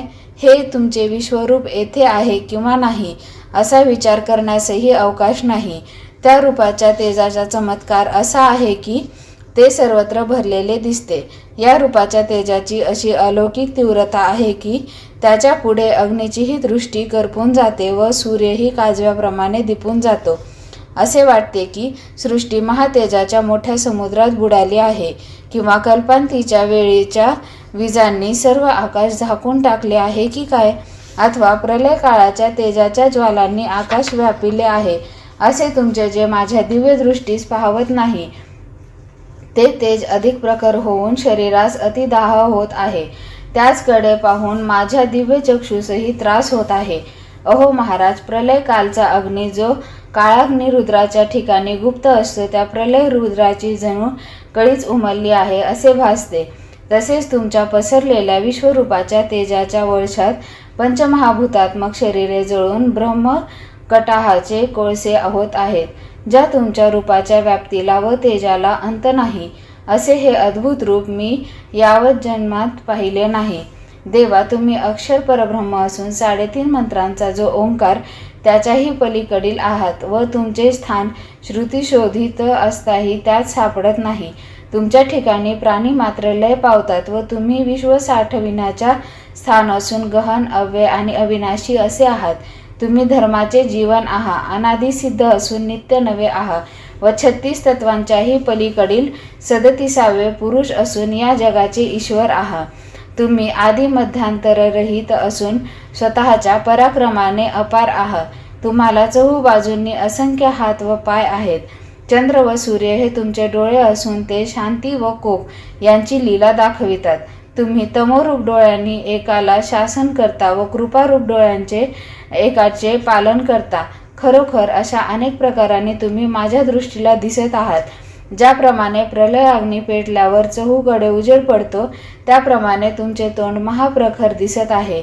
वणव्याने पर्वत पेटल्यावर ज्याप्रमाणे पर्वतावरील सर्व पदार्थ पेटून ज्वाला भडकत असतात त्याप्रमाणे तुमची जीभ, दाढा व दात चाटीत आहे अशी दिसते. तुमच्या या तोंडातील अग्नीच्या उष्णतेने व तुमच्या स्वरूपाच्या तेजाने सर्व विश्व करपून जाऊन नाश पावत आहे. किंवा स्वर्ग, पाताळ, पृथ्वी आणि अंतरिक्ष तशाच 10 दिशा व सर्व दिशाचक्र हे सर्व तुमच्या एकरूपाने व्यापून गेले आहे असे कौतुकाने मी पाहतो. परंतु आकाशासकट तुमच्या भेसूर रूपात जणू काय सर्व विश्व बुडत आहे. किंवा तुमच्या अद्भुत रूपाच्या ताटात 14ही भुवने सापडली आहेत असे तुमचे रूप आश्चर्यकारक आहे. ते मला कसे पाहावेल? तुमच्या भव्य रूपाच्या प्राप्तीची कल्पना करवत नाही.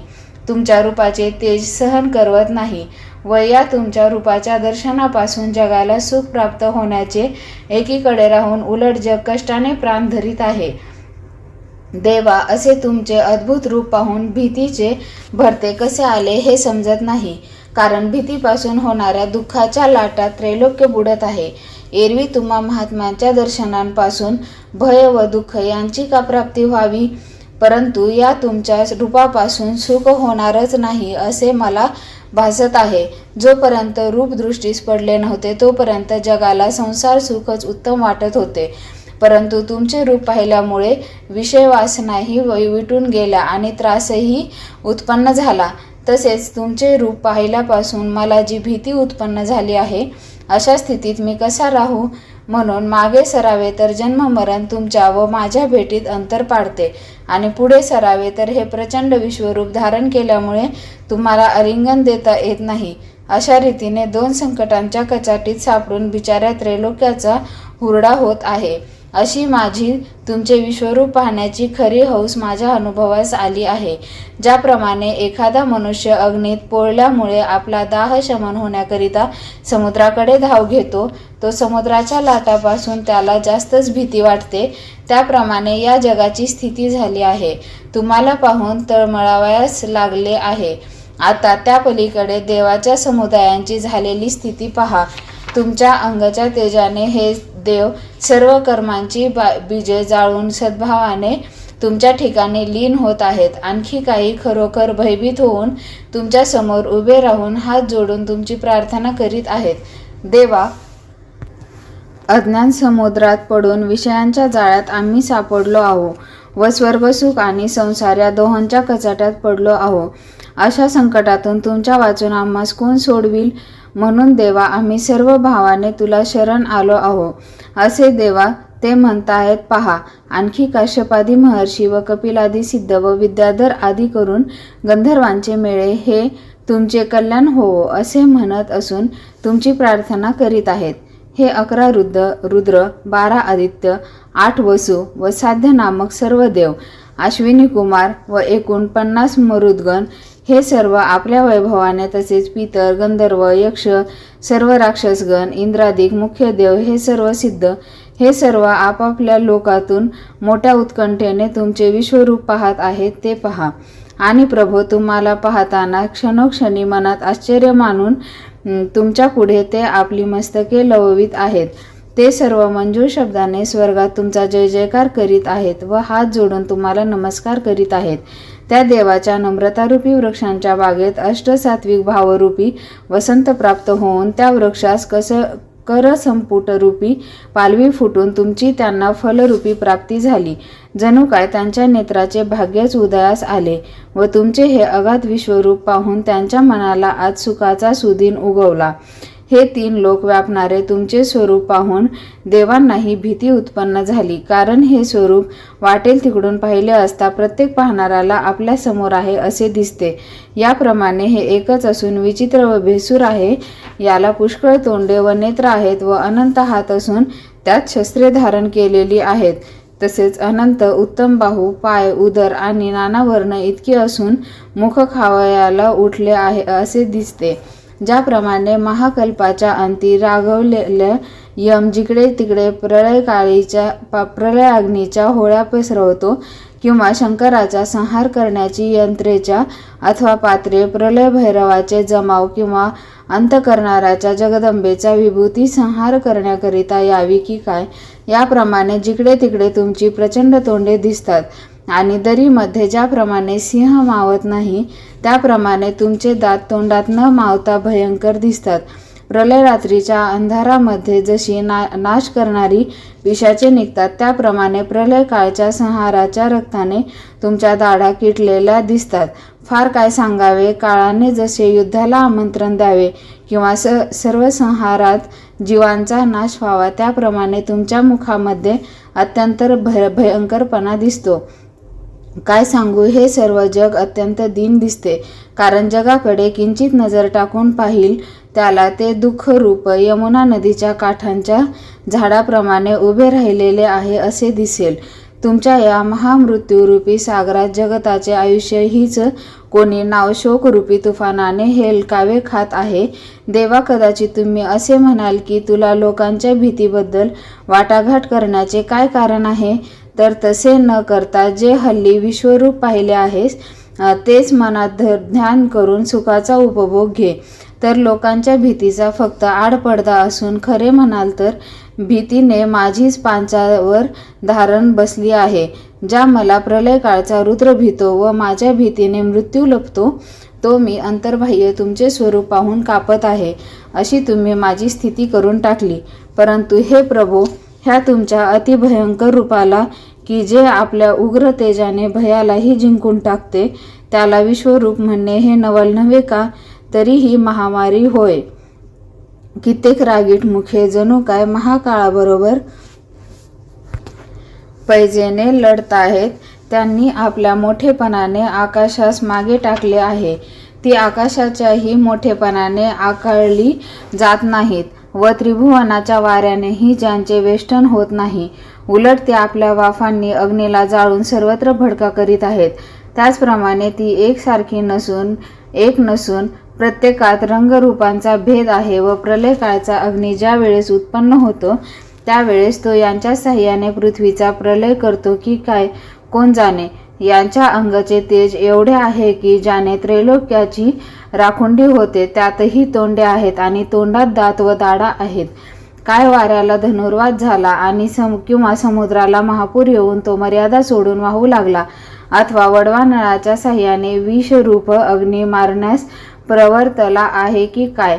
काळकूट विष अग्नीने घ्यावे अथवा मरण हेच मारण्यास उद्युक्त व्हावे. त्याप्रमाणे या विश्वरूपाचे तेज प्रखर असून त्याला आणखी तोंडेही आहेत.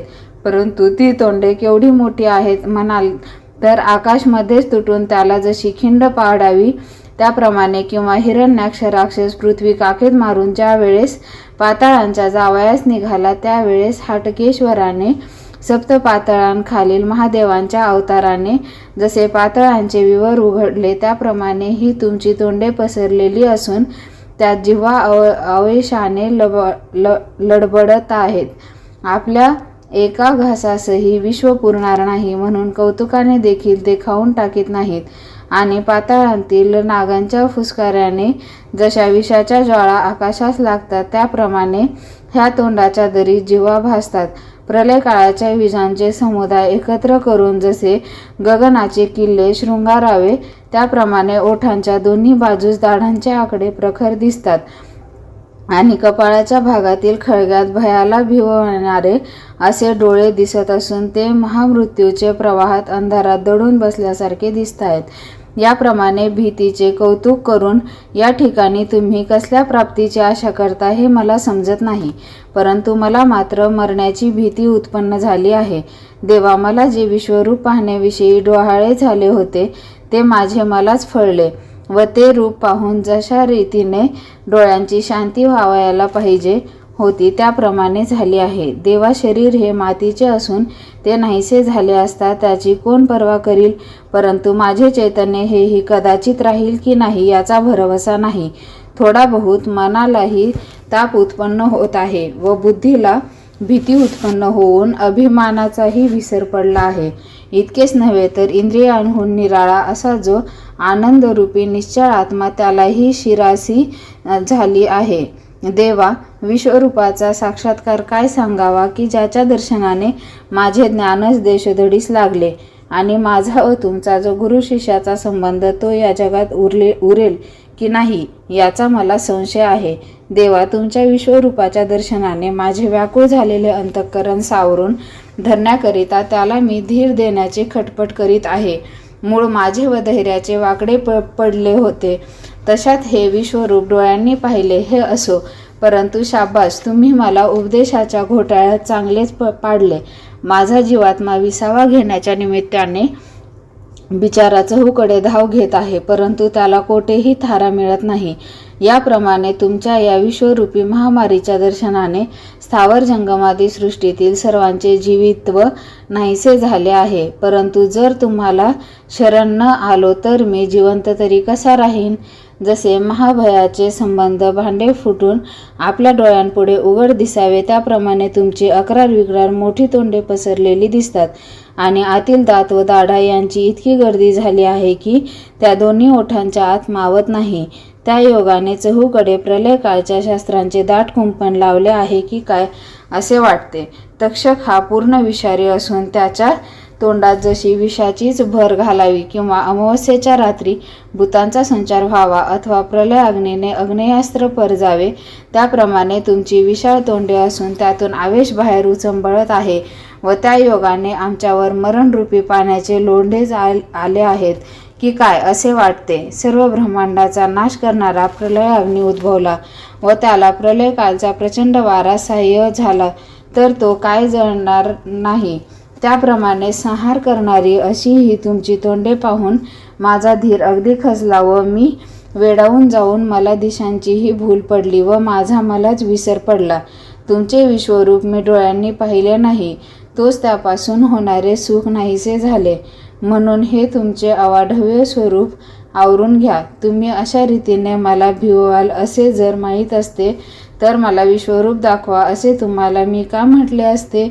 तर आता ह्या आपल्या विश्वरूप प्रलयाग्नीपासून एक वेळ माझे प्राण वाचवा. हे अनंता, तुम्ही जर आमचे खरोखर धनी आहात तर माझ्या मरणाच्या आड काहीतरी घालून मग हा महामारीरूपी तुमच्या विश्वरूपाचा पसारा आवरा. हे देवादिदेवा, सर्व विश्वाचे वस्तीस्थान असे जे तुम्ही ते सर्व जगाचे पालन करण्याचे विसरून त्याच्या उलट संहार करू पाहता काय.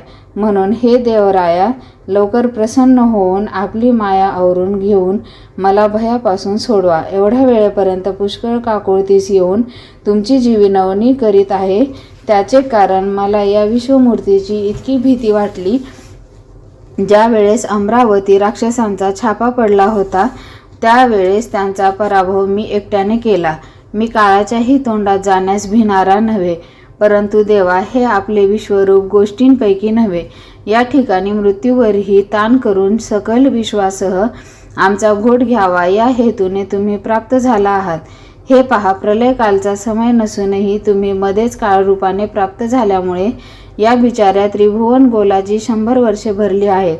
आहारे देवा, तुझी गती किती विपरीत आहे. विश्वरूपाचा दर्शनापासून शांती होईल अशा समजुतीने मी देवास विश्वरूप दाखवा म्हणून म्हटले तर ते सुख न होता उलट विघ्न ओढवले.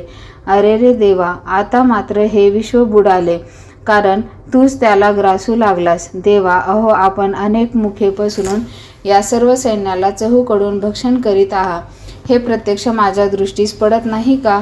अहो, कौरव कुलातील वीर आणि आंधळ्या धृतराष्ट्राचे मुलगे ते हेच नव्हत का? आहा, हे गेले सहपरिवार तुमच्या मुखात गेले. आणखी जे देशोदेशीचे राजे यांच्या सहाय्य करण्याकरता आले होते त्यांचा निरोप माघारा सांगण्याकरता देखील कोणी मनुष्य उरला नाही. अशा रीतीने तुम्ही सर्वांना गिळीत आहात. या रणात मोठ्या थाटाने हत्तीच्या समुदायांचे देखील घटाघट घास करीत आहात. बंदुका तोफा यांचा मारा करणाऱ्या आणि पायदळांचे समुदाय यांच्या झुंडीच्या झुंडी तुमच्या मुखात की हो नाही तशा होत आहेत. कृतांताच्या तोडीची अशी अस्त्रे की ज्यापैकी एक देखील सर्व विश्वाचा नाश करील अशी कोट्यावधी तुम्ही गिळून टाकीत आहात. चतुरंग सेना तसेच घोडे जोडलेले रथ या सर्वांना दात न लावता गट्ट गट्ट करत आहात. तर देवा, यापासून तुम्हाला कसा संतोष वाटतो? अहो, भीष्मासारखा सत्यवादी शौर्य निपुण असा दुसरा कोण आहे? याला आणि हा द्रोण ब्राह्मण असून याला देखील आपण ग्रासून टाकले ना? अरे रे, अहो सूर्यपुत्र जो महावीर कर्ण तोही गेला आणि आता आमच्याकडील योद्ध्यांची पाळी येऊन त्यांचीही अडचण नाहीशी केलीत. हाय रे ब्रह्मदेवा, या प्रभूच्या प्रसादापासून ही काय आनन्वित गोष्ट घडत आहे की मी प्रभूंची प्रार्थना करून बिचाऱ्या जगाला मारण्यास मात्र कारण झालो. पूर्वी थोड्या बहुत प्रकरणांनी प्रभूंनी आपल्या विभूती सांगितल्या, पण त्याप्रमाणे देवांची माझ्या समोर दिसत असलेली स्थिती नाही असा हट्ट मी धरून बसलो. म्हणून भोक्त हे केव्हाही चुकत नाही म्हणतात ती गोष्ट अगदी खरी आहे आणि बुद्धीही त्याचप्रमाणे होते हेही खरे आहे. लोकांनी आपल्या मरणाचे खापर माझ्या डोक्यावर फोडावे ही गोष्ट कशी चुकणार? 2 पूर्वी समुद्रमंथनाच्या अमृत हाताला आले असूनही देवांनी समुद्रमंथन बंद न करता जास्ती इच्छा केली तेव्हा शेवटी त्याच्या हाती काळकूट विष आले. परंतु तेही एका प्रकारे कमीच शिवाय त्याचे निराकरण करण्यासारखे होते आणि त्यावेळेचे ते संकट शंकरांनी दूरही केले. पण हल्लीचा जो हा विश्वरूपाचा प्रकार हा अग्नीस मदत करणारा वारा नसून प्रत्यक्षच पेटलेला वारा आहे, तर त्याला कोण आवरील? तसेच सर्व गगनात जे विष पसरले आहे ते कोण गिळील? व महाकाळाबरोबर खेळण्याचे कोणाचे सामर्थ्य आहे? ज्ञानेश्वर म्हणतात, याप्रमाणे अर्जुन दुःखाने व्यापून मनातल्या मनात शोक करू लागला. परंतु या प्रसंगी देवाच्या मनातील अभिप्राय त्याला कळला नाही. मी मरणारा व हे कौरव मारणारे अशा मोहाने जो व्यापून गेला होता तो त्याचा मोह नाहीसा झाला. नाहीसा करण्याकरिताच श्री अनंताने आपले हे विश्वरूप दाखवले आणि कोणी कोणास मारित नाही, तर या ठिकाणी सर्वांचा संहार करणारा मीच आहे व त्यांनी विश्वरूपाच्या योगाने व्यक्त केले. परंतु अर्जुनास हे न समजता तो व्यर्थ व्याकुळ झाला व उगीच मनात भीती धरू लागला. त्यावेळेस तो पुन्हा म्हणाला, अहो हे पहा, आकाशात ज्याप्रमाणे अभ्रे नाही तशी होतात त्याप्रमाणे शिरस्त्राणे व कवचे यासकट ही दोन्हीकडील सैन्य तुमच्या तोंडात नाही तशी झाली. किंवा महाप्रलयाच्या वेळी यम कोपल्यावर जसा एक विष स्वर्गांना पाताळासह गिळून टाकतो, अथवा दैव प्रतिकूल झाल्यावर संग्रह करणाराचे ऐश्वर्य जागचे जागी आपल्या आपणच नाहीसे होते, त्याप्रमाणे ही कर्माची गती कशी विलक्षण आहे ते पहा की ही जमलेली सैन्य एकदम या मुखात शिरून त्यातूनही एकही बाहेर पडत नाही. उंटाच्या तोंडात अशोक वृक्षाचे डहाळे जसे चघळताना दृष्टीस पडतात त्याप्रमाणे हे सर्व लोक या तोंडात लयास गेले. परंतु मुकुटांसह मस्तके दाढांच्या चिमट्यात सापडून त्यांचे कसे पीठ होते आहे पहा. ती रत्ने दातांच्या मधल्या भागात चमकत आहे व त्यांचे पीठ जिभेच्या बुडाला उगीच लागले असून त्यात जी ठोकळ होती त्यांच्या रक्तांनी काही दाढा माखल्या आहेत. या विश्वरूप काळाने ज्या बळकट लोकांची शरीरे ग्रासली आहेत त्यांच्या देहांचे सांगाडे जीवित व नाहीसे करून मुद्दाम राखून ठेवले आहेत. याप्रमाणे शरीरात उत्तम भाग जे मस्तक ते जरी महाकाळाच्या तोंडात सापडले होते तरी ती मुद्दाम शेवटी राखून ठेवली आहेत. मग अर्जुन पुन्हा म्हणतो, या जगाचा जन्म आणि मृत्यू या दोहोला दुसरा मार्गच नाही, तर सर्व जग या वदनरूपी डोहात आपोआप येऊन बुडत आहे. ही सर्व सृष्टी आपोआप या मुखाच्या वाटेला लागली आहे आणि हा परमात्मा जगाच्या जागच्या जागी स्वस्थ राहून सर्व जगाला सहज गिळीत आहे. ब्रह्मदेवासारखी मोठमोठाली मंडळी या विश्वरूपाचे जे सर्वात अति उंच तोंड त्यात धाव घेत आहे. एरवी इतर मंडळी अलीकडल्याच मुखात शिरत आहे व इतर प्राणी मात्र हे उपजल्या ठिकाणीच नाही तसे होत आहेत. परंतु या विश्वरूपाच्या मुखाच्या सापट्यातून निसंशय काहीच सुटत नाही. ज्याप्रमाणे महानद्यांचे प्रवाह सहज समुद्राकडे वळतात त्याप्रमाणे सर्व जग चहूकडे येऊन तुमच्या मुखात प्रवेश करीत आहे व सर्व प्राणी आयुष्यरूपी मार्गात दिवस रात्रींच्या पायऱ्या करून त्वरेने तुमच्या मुखात येऊन मिळण्याचा योग साधित आहेत. ज्याप्रमाणे वणवा लागलेल्या डोंगराच्या दरीत पतंग उड्या घालतात त्याप्रमाणे सर्व लोक तुमच्या मुखात येऊन पडत आहे. परंतु ज्याप्रमाणे तापलेल्या तव्यावर पाणी पडले असता जळून खाक होते त्याप्रमाणे ज्यांनी ज्यांनी तुमच्या मुखात प्रवेश केला त्यांचे नावरूप वहीवाटीतून देखील अजिबात पुसून टाकले, त्याचा नावरूपाचा पत्ता देखील नाही. आणि याप्रमाणे सर्व जगाचे भक्षण करूनही तुमची भूक कमी होत नाही तर तुमचा जठराग्नी इतका प्रदीप्त तरी कसा झाला? ज्याप्रमाणे एखादा रोगी तापातून बरा झाल्यावर त्याला खाका सुटते किंवा एखादा भिकारी दुष्काळात पडावा त्याप्रमाणे सर्व जगाचा लय करूनही अजून तुम्ही जिभल्या चाटीत आहात. याप्रमाणे या तुमच्या तोंडापुढे खाण्याचा जिन्नस म्हणाल तर एकही उरला नाही. तेव्हा आपल्या खमंग भुकेचा महिमा काय वर्णन करावा? का समुद्राचा एक घोट करावा? का पर्वताचा एक घास करावा? का हा सर्व ब्रह्मगोल ताडे खाली चिरडावा? की सर्व दिशा गिळून टाकाव्या? की चट साऱ्या चांदण्या चाटून टाकाव्यात? अशा प्रकारचा हा तुमचा हावरेपणा नजरेस येत आहे. ज्याप्रमाणे भोग जास्ती घेऊ लागले असता काम वाढतो किंवा विस्तवाला जो जो लाकडे लावावी तो जास्ती भडकतो त्याप्रमाणे सर्व जगाला खा असतानाही तुमची तोंडे खा करीत उठली आहेत. ज्याप्रमाणे वणव्यात कवट टाकले असता ते त्याला पुरत नाही त्याप्रमाणे आपले हे एकच तोंड केवढे पसरले आहे पहा, की त्याच्या जिभेच्या टोकाला त्रिभुवनही पुरे होत नाही. एका तोंडाची जर ही वाट तर तुमच्या या अगणित तोंडांना इतकी त्रिभुवने कोठून आणावी? त्यांना खाद्य मिळत नसून इतकी पुष्कळ का उत्पन्न केली आहेत? ज्याप्रमाणे चोहोकडून वणवा लागून मध्ये हरण सापडावे त्याप्रमाणे सर्व जग तुमच्या या वदनरूपी ज्वालांमध्ये सापडले आहे. या विश्वाची स्थिती अशी झाली आहे की तुम्ही देव नसून या विश्वरूपाने त्यांचे कर्मच ओढावले आहे किंवा जगरूपी जळचरांचे तुमचे वदनरूपी काळजाळेच पसरले आहे. म्हणून तुमच्या विश्वरूपाच्या तेजरूपी जाळ्यातून स्थावर जंगम वस्तूंनी कोणीकडून बाहेर पडावे ही तुमची तोंडे नसून जगाला लाक्षागृहेच ओढवली आहेत. आपल्या प्रखर तेजाने प्राणीमात्राची अंगे कशी पोळतात हे अग्नीला समजत नाही, परंतु ज्याला त्याचा स्पर्श होतो त्याचा मात्र प्राण गेल्याशिवाय राहत नाही. किंवा आपल्या तीक्ष्ण धारेने दुसऱ्याला कसे मरण येते हे जसे शास्त्राला माहीत नसते, अथवा आपल्या सेवनाने लोकांचे प्राण कसे हरण होतात हे जसे विषाला समजत नाही, त्याप्रमाणे तुमच्या मुखाच्या प्रखरपणाची तुम्हाला आठवणच नाही. परंतु तुमच्या या अलीकडील मुखातच सर्व जग नाश पावले आहे. देवा आत्मा म्हणून ज्याला म्हणतात तो तुम्हीच एकच असून सर्व विश्वाचे व्यापकही आहात. मग आमचा नाश करण्यास का प्रवृत्त झाला? मी तर आपल्या जीवाची आशा सोडली आहे आणि तुम्हीही भीड न धरता तुमच्या मनात जे काय असेल ते खुशाल उघडपणे सांगा.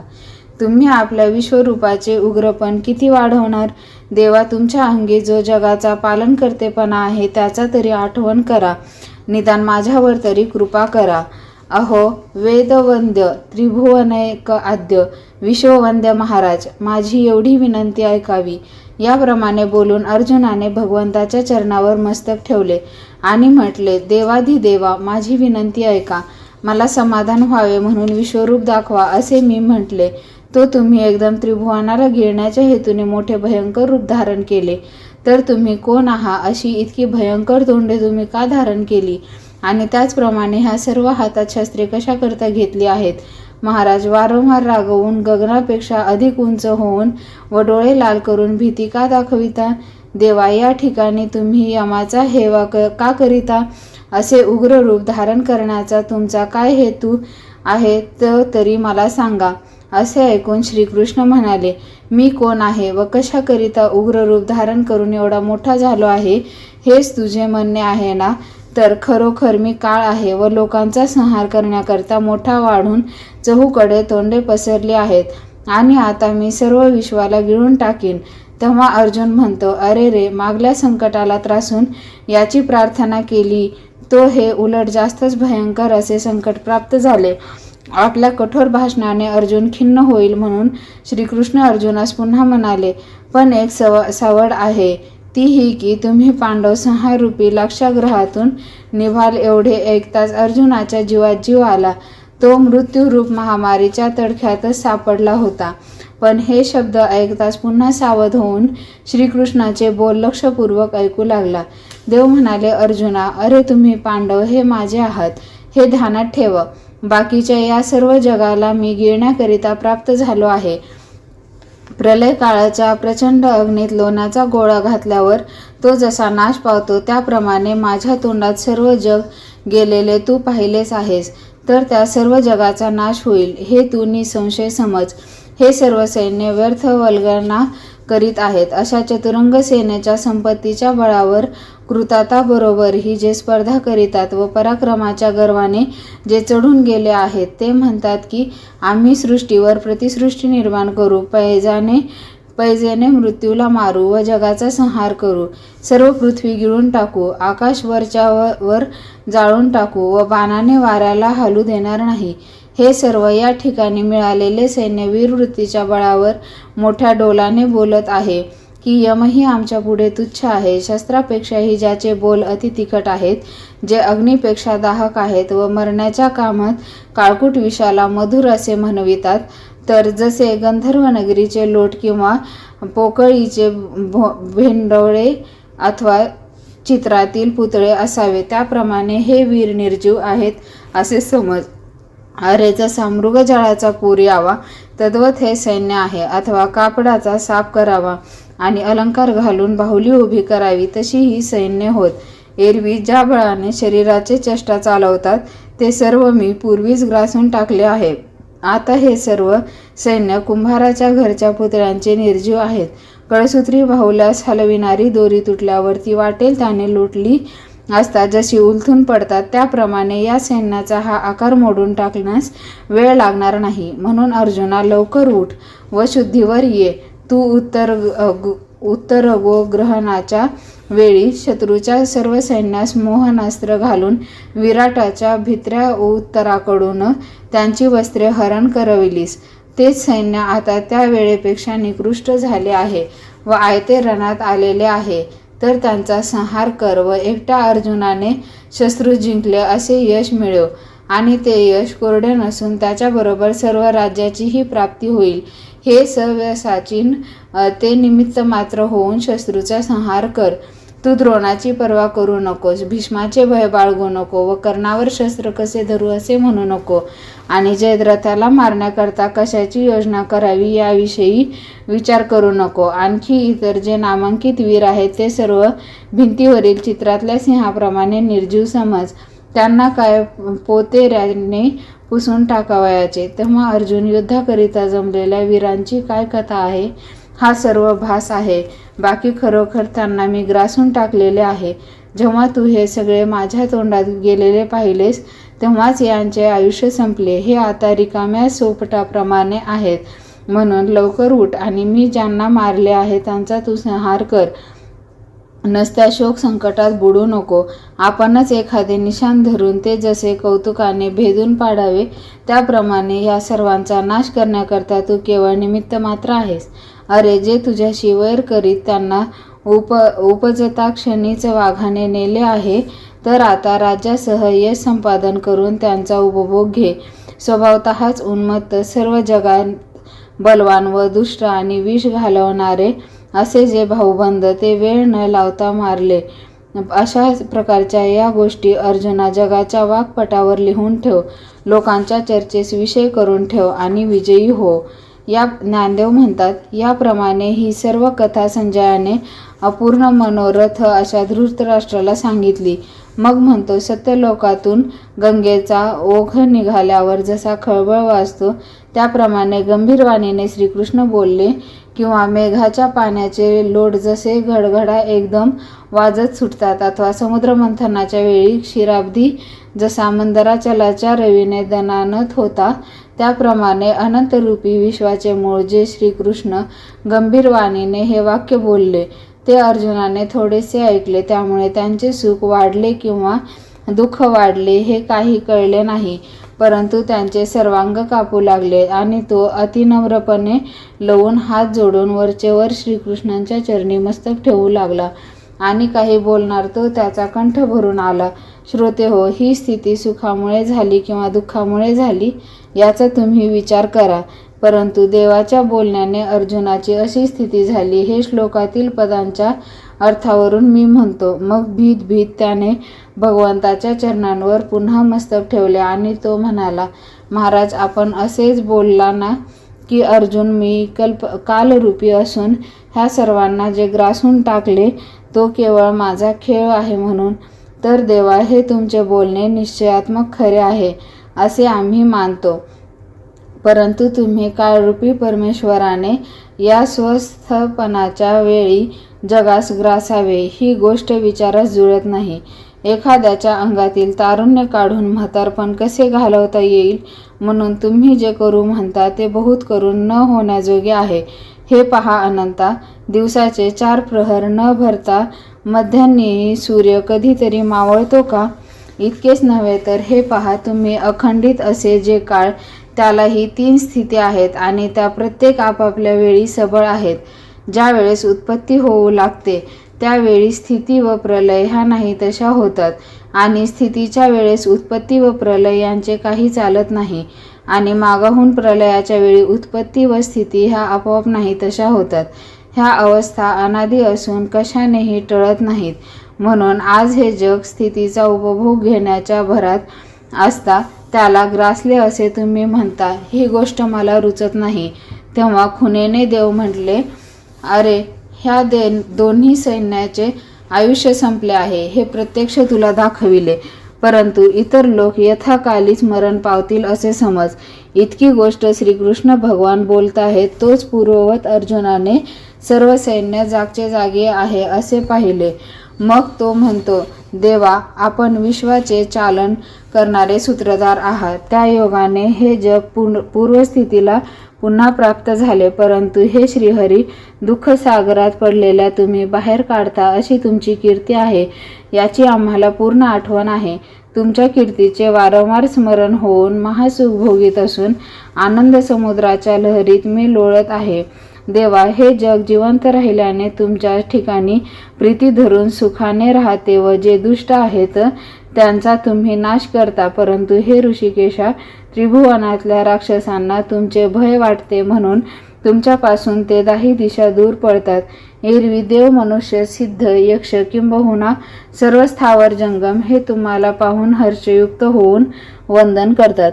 नारायणा, काय कारणास्तव राक्षस तुम्हाला नमस्कार न करता दूर पळतात हे तुम्हाला विचारावे असे नाही, कारण आम्हाला इतके कळत आहे. हे पहा, सूर्योदय झाल्यावर अंधकार कसा राहील त्याप्रमाणे तुमच्या पुढे राक्षस कसे राहतील. तुम्ही स्वप्रकाशाचे मुख्य ठिकाणी दृष्टीस पडल्यावर राक्षस सहज नाही तसे झाले.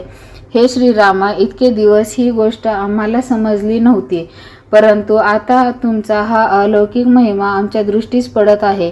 ज्या ठिकाणाहून अनेक सृष्टीच्या ओळी व प्राणीमात्रांच्या वेली जगभर पसरतात त्या मायेला तुमची इच्छा ही आदिस्थान होय. तुम्ही अगणित अशा सत्वाने नेहमी भरलेले आहात. तुमच्यात परमावधी अनंत गुण भरलेले आहेत. सर्वत्र सतत समदृष्टी असून तुम्ही देवांचे देव आहात. हे सदाशिवा, तुम्ही ह्या सकल ब्रह्मांडाचे राहण्याचे ठिकाण असून अविनाशी आहात. आणि देवा, तुम्ही व्यक्त व अव्यक्त असून त्या पलीकडील जाणता येणारे जे तत्व तेही तुम्हीच आहात. तुम्ही शिव म्हणजे पुरुष व शक्ती म्हणजे प्रकृती यांच्या अगोदरचे असून मायेची मर्यादाही तुम्हीच आहात व तुम्ही पुरातन असून तुमच्या पूर्वीचा असा दुसरा कोणी नाही. तुम्ही सर्व विश्वाचे चालक व सर्व जीवांचे अधिष्ठान असून भूत व भविष्य हे ज्ञान तुम्हालाच आहे. श्रुतींच्या नेत्रास ज्या स्वरूपापासून सुख होते ते भेदरहित असे जे तुम्ही त्या तुमचेच होय व ज्या मायेने हे सर्व जग व्यापले आहे तिला आश्रयही तुमचाच आहे. म्हणून तुम्ही सर्व सृष्टीचे आश्रयस्थान असून परमश्रेष्ठ आहात व ब्रह्मांडाच्या अंतकाळी माया ही तुमचेच ठिकाणी लय पावते. किंबहुना देवा, हे सर्व जग तुम्हीच विस्तारलेले आहे, तेव्हा अनंत रूप असे जे तुम्ही, त्या तुमचे वर्णन कोण करू शकेल? तुम्ही जात नाही अशा या जगात कोणती वस्तू आहे व तुम्ही नाही असे कोणते ठिकाण आहे? तेव्हा तुम्ही जेथे जेथे असाल तेथे तेथे तुम्हाला माझा नमस्कार असो. श्री अनंता, तुम्ही वायू आहात. शासन करणारा जो यम तो तुम्ही आहात. प्राणी मात्रांच्या ठिकाणी वास करणारा जो जठराग्नी तोही तुम्ही आहात. तुम्ही वरुण, चंद्र व सृष्टी निर्माण करणारे ब्रह्मदेव आहात व ब्रह्मदेवालाही जो उत्पन्न करणारा तोही तुम्हीच आहात. श्री जगन्नाथा, ह्याशिवाय इतर म्हणून ज्या ज्या आपल्या विभूती आहेत त्यांना आकार असो वा नसो, त्यांना माझा नमस्कार असो. याप्रमाणे अर्जुनाने सप्रेम चित्ताने नमस्कार केला व पुन्हा, हे प्रभो, तुम्हाला नमस्कार असो, नमस्कार असो, असे तो म्हणू लागला. नंतर श्रीकृष्णाच्या मूर्तीकडे नीट एक एक अवयवाकडे पाहून चित्तात समाधान पावल्याने पुन्हा, हे प्रभो, तुम्हाला नमस्कार असो, नमस्कार असो, असे म्हणू लागला. स्थावर जंगम पदार्थ व प्राणी या रूपाचे ठिकाणी पाहून, अशी रूपे श्री अनंताच्या ठिकाणी आश्चर्याने पाहून, नमस्कार असो, नमस्कार असो, असे म्हणू लागला. यापेक्षा जास्त स्तुती कशी करावी हे आठवेना आणि स्वस्थही बसवेना. अशी अर्जुनाची स्थिती होऊन तो प्रेमभावाने जास्त स्तुतीच करू लागला. ती सांगता येत नाही. फार काय दिसत आहे, त्या तुम्हाला नमस्कार असो. फार काय, याप्रमाणे त्याने हजारो वेळा नमस्कार केले व तो पुन्हा श्रीहरीस म्हणाला, तुम्ही माझ्या समोर जे दिसत आहात त्या तुम्हाला नमस्कार असो. देवाला पाठपोट आहे की नाही याची चौकशी करून आम्हाला काय उपयोग होणार? तथापि हे स्वामी, माझ्या पाठीमागे जे तुम्ही आहात त्या तुम्हाला नमस्कार असो. तुम्ही माझ्या पाठीशी उभे आहात म्हणून तुम्ही पाठीमागे आहात असे म्हणता येते, परंतु खरोखर तुम्ही जगाच्या पाठीमागे किंवा पुढे आहात असे काहीच म्हणता येत नाही. तुमच्या निरनिराळ्या अवयवांची गणती करता येत नाही. म्हणून सर्व स्वरूपी असे जे तुम्ही, त्या तुमच्या सर्व अंगांना नमस्कार असो. देवा, जे तुम्ही अनंत बळांचा साठा आहात, तुम्ही अगणित पराक्रमी व सर्व रूपात सर्व काळी सम आहात, त्या तुम्हाला नमस्कार असो. ज्याप्रमाणे सर्व आकाशात आकाशमय होऊन आकाशच असते, त्याप्रमाणे सर्व ठिकाणी तुमची व्याप्ती असल्यामुळे तुम्ही सर्वात आहात. किंबहुना सर्वत्र तुम्हीच केवळ भरलेले आहात. पण ज्याप्रमाणे क्षीरसमुद्रात लाटाही दुधाच्याच येतात, त्याप्रमाणे म्हणून देवा, तुम्ही सर्व पदार्थापासून वेगळे नाही हे माझ्या प्रत्ययास आले आहे. तेव्हा आता सर्वत्र तुम्ही भरलेले आहात. परंतु प्रभो, तुमची अशी योग्यता आहे असे मी मुळीच जाणले नाही, म्हणून सोयरेपणाच्या नात्याने वागलो. अरे रे, माझ्या हातून फार वाईट गोष्ट घडली की म्या अमृताचा उपयोग सडा समर्जनाकडे केला व कामधेनू देऊन तिचा बदला शिंगरू घेतले. परिसाचा डोंगर मिळाला असता तो फोडून त्याच्या आम्ही घरच्या पायात भर घातली. तसेच कल्पतरू तोडून त्याच्या शेतास कुंपण केले. चिंतामणीची खाण लागली असून ते दगड गोफणीत मारून ओढाळे गुरे हाकून लावली. त्याप्रमाणे तुमच्याशी असलेला अतिस्नेहाचा उपयोग करून न घेता तुम्हाला दूर केले. हे आजचेच उघड उदाहरण पहा की हे युद्ध केवढे व काय किमतीचे, पण परब्रह्म जे तुम्ही, त्या तुम्हाला आम्ही आपले सारथी केले. हे कृपासागरा, दुष्ट अशा कौरवाकडे तुम्हाला शिष्टाई करण्याकरता आम्ही धाडले. याप्रमाणे हे जगदीश्वरा, आम्ही आपल्या कामाकरिता तुमचा उपयोग करून घेतला. तुम्ही योगांचे समाधी सुख असून म्या मूर्खाने तुम्हाला जाणले नाही व तुमच्याबरोबर विनोदाची भाषणे केली. तुम्ही विश्वाचे आदिपुरुष आहात. तुमच्या अगोदरचा दुसरा कोणी नाही. ते तुम्ही या सभेत बसत होता तेथे तुम्ही आमचे नातेवाईक, याप्रमाणे मी तुमच्याशी विनोदाने बोललो. कदाचित तुमच्या घरी आलो तर तुमच्या बरोबरीने मान घेत होतो आणि तो तुम्ही न दिला तर स्नेहाच्या नात्याने आम्ही रुसून परत जात होतो. हे शार्गपाणी, तुम्ही माझे पाया पडून समजूत केली पाहिजे. याप्रमाणे हव्या त्या प्रकाराने तुम्ही तुमचा उपमर्द केला. शहाणपणाच्या घमेंडीवर आम्ही तुमच्या पुढे पाठमोरे देखील बसलो आहोत. तर हे श्रीकृष्णा, अशी आमची योग्यता आहे का? परंतु आमची चूक झाली. देवा, तुमच्याबरोबर दांडपट्टा वगैरे खेळ तर खेळलो, आखाड्यात कुस्ती तर केली व सोंगट्या खेळताना तुमचा तिरस्कार करून तुमच्याबरोबर निकराने तर भांडलो. जी उत्तम वस्तू असेल ती अगोदर आम्हाला द्या म्हणून मागितली. सर्वज्ञ असे जे तुम्ही त्या तुम्हाला युक्तीच्या गोष्टी सांगितल्या, याप्रमाणे तुमचे आम्ही काय लागत आहो असे तुम्हाला म्हटले. अशा रीतीने त्रिभुवनात न मावतील इतके अपराध आमच्या हातून घडले आहेत. परंतु तुमच्याच पायाची शपथ की आम्ही तुम्हाला न ओळखता तुमच्याशी असे वर्तन केले. देवांनी जेवणाच्या वेळेस लोभाने खरोखर माझी आठवण करावी, परंतु मी रिकामा गर्व करून रुसून बसावे. देवांच्या अंतपुरातही खेळताना माझ्या मनात शंका उत्पन्न होत नसे व अंथरुणावर जाऊन मी शेजारी निजत असे. मी तुम्हाला कृष्ण म्हणून हाक मारित असून इतर यादवांप्रमाणे तुम्हाला मानित होतो आणि तुम्ही जाऊ लागला म्हणजे मी आपली शपथ घालीत असे. माझे तुमच्याबरोबर एक आसनावर बसणे किंवा तुमचा शब्द मोडणे हे अतिपरिचयामुळे पुष्कळ वेळा घडले आहे. म्हणून हे अनंता, आणखी अशा अमर्यादेच्या तुम्हाला कितीतरी गोष्टी सांगू तर मी सर्व अपराधांची रासच आहे. याकरिता प्रभो, पुढे अथवा पाठीमागे जितक्या म्हणून माझ्या हातून वाईट गोष्टी घडून येतील किंवा आल्या आहेत तितक्या आईप्रमाणे पोटात घाला. एखाद्या वेळेस नदीचे पाणी गढूळ होऊन समुद्रास मिळण्याचे गेले असता त्याचा अंगीकार केल्याशिवाय समुद्रास दुसरा उपाय नसतो, त्याप्रमाणे प्रीतीने म्हणा अथवा प्रेमाने म्हणा, देवा तुम्हाला विरुद्ध अशी जी भाषणे मी बोललो ती हे मुकुंदा पोटात घाला. देवा, तुमच्या सहन करण्याच्या शक्तीने ही पृथ्वी प्राणीमात्रांचा भार सहन करण्यास समर्थ झाली आहे. म्हणून हे पुरुषोत्तमा, जितकी तुमची विनंती करावी तितकी थोडी आहे. तर आता हे आतर्क्या कृष्णा, तुमचा म्हणविलेला मी तुम्हाला शरण आलो आहे, तर माझ्या सर्व अपराधांची क्षमा करा. हे कृष्णा, तुमचा महिमा मी आता पूर्ण जाणला आहे. देवा, तुम्ही चराचराचे उत्पत्तीस्थान आहात. तुम्ही विष्णू, शंकर आदी करून सर्व देवांचे परमदैवत आहात आणि वेदांनाही पढविणारे असे मूळ गुरु तुम्ही आहात. हे श्रीरामा, तुम्ही गंभीर असून सर्व भूतांचे ठिकाणी तुमची समदृष्टी आहे. तुम्ही सर्व गुणात अप्रतिम असून अद्वितीय आहात. तुमच्या बरोबरीचा दुसरा कोणी नाही. याचे प्रतिपादन तरी कशाला करावयाचे? कारण तुम्ही जे आकाश उत्पन्न केले आहे त्यात सर्व जगाचा समावेश होतो. त्या तुमच्या बरोबरीचे दुसरे कोणी आहे असे म्हणणेच लज्जास्पद होय. मग तुमच्यापेक्षा दुसरा कोणी अधिक आहे ही गोष्टच बोलण्यास नको. म्हणून सर्व त्रिभुवनात तुम्ही एकच असून तुमच्या बरोबरीचा किंवा तुमच्याहून अधिक दुसरा कोणी नाही व तुमचा महिमा अगाध असून तो वर्णन करण्यास आम्ही असमर्थ आहोत. याप्रमाणे बोलून अर्जुनाने भगवंतास साष्टांग नमस्कार घातला.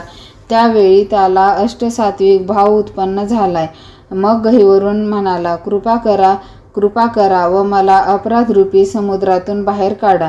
तुम्ही आमचे नातेवाईक आहात अशा समजुतीने तुम्हा विश्वस्वरूपाला मी कधीच मान दिला नाही व तुम्ही सर्व विश्वाचे ईश्वर आहात असे कोणी म्हटले तर उलट आम्ही आश्चर्य करीत होतो.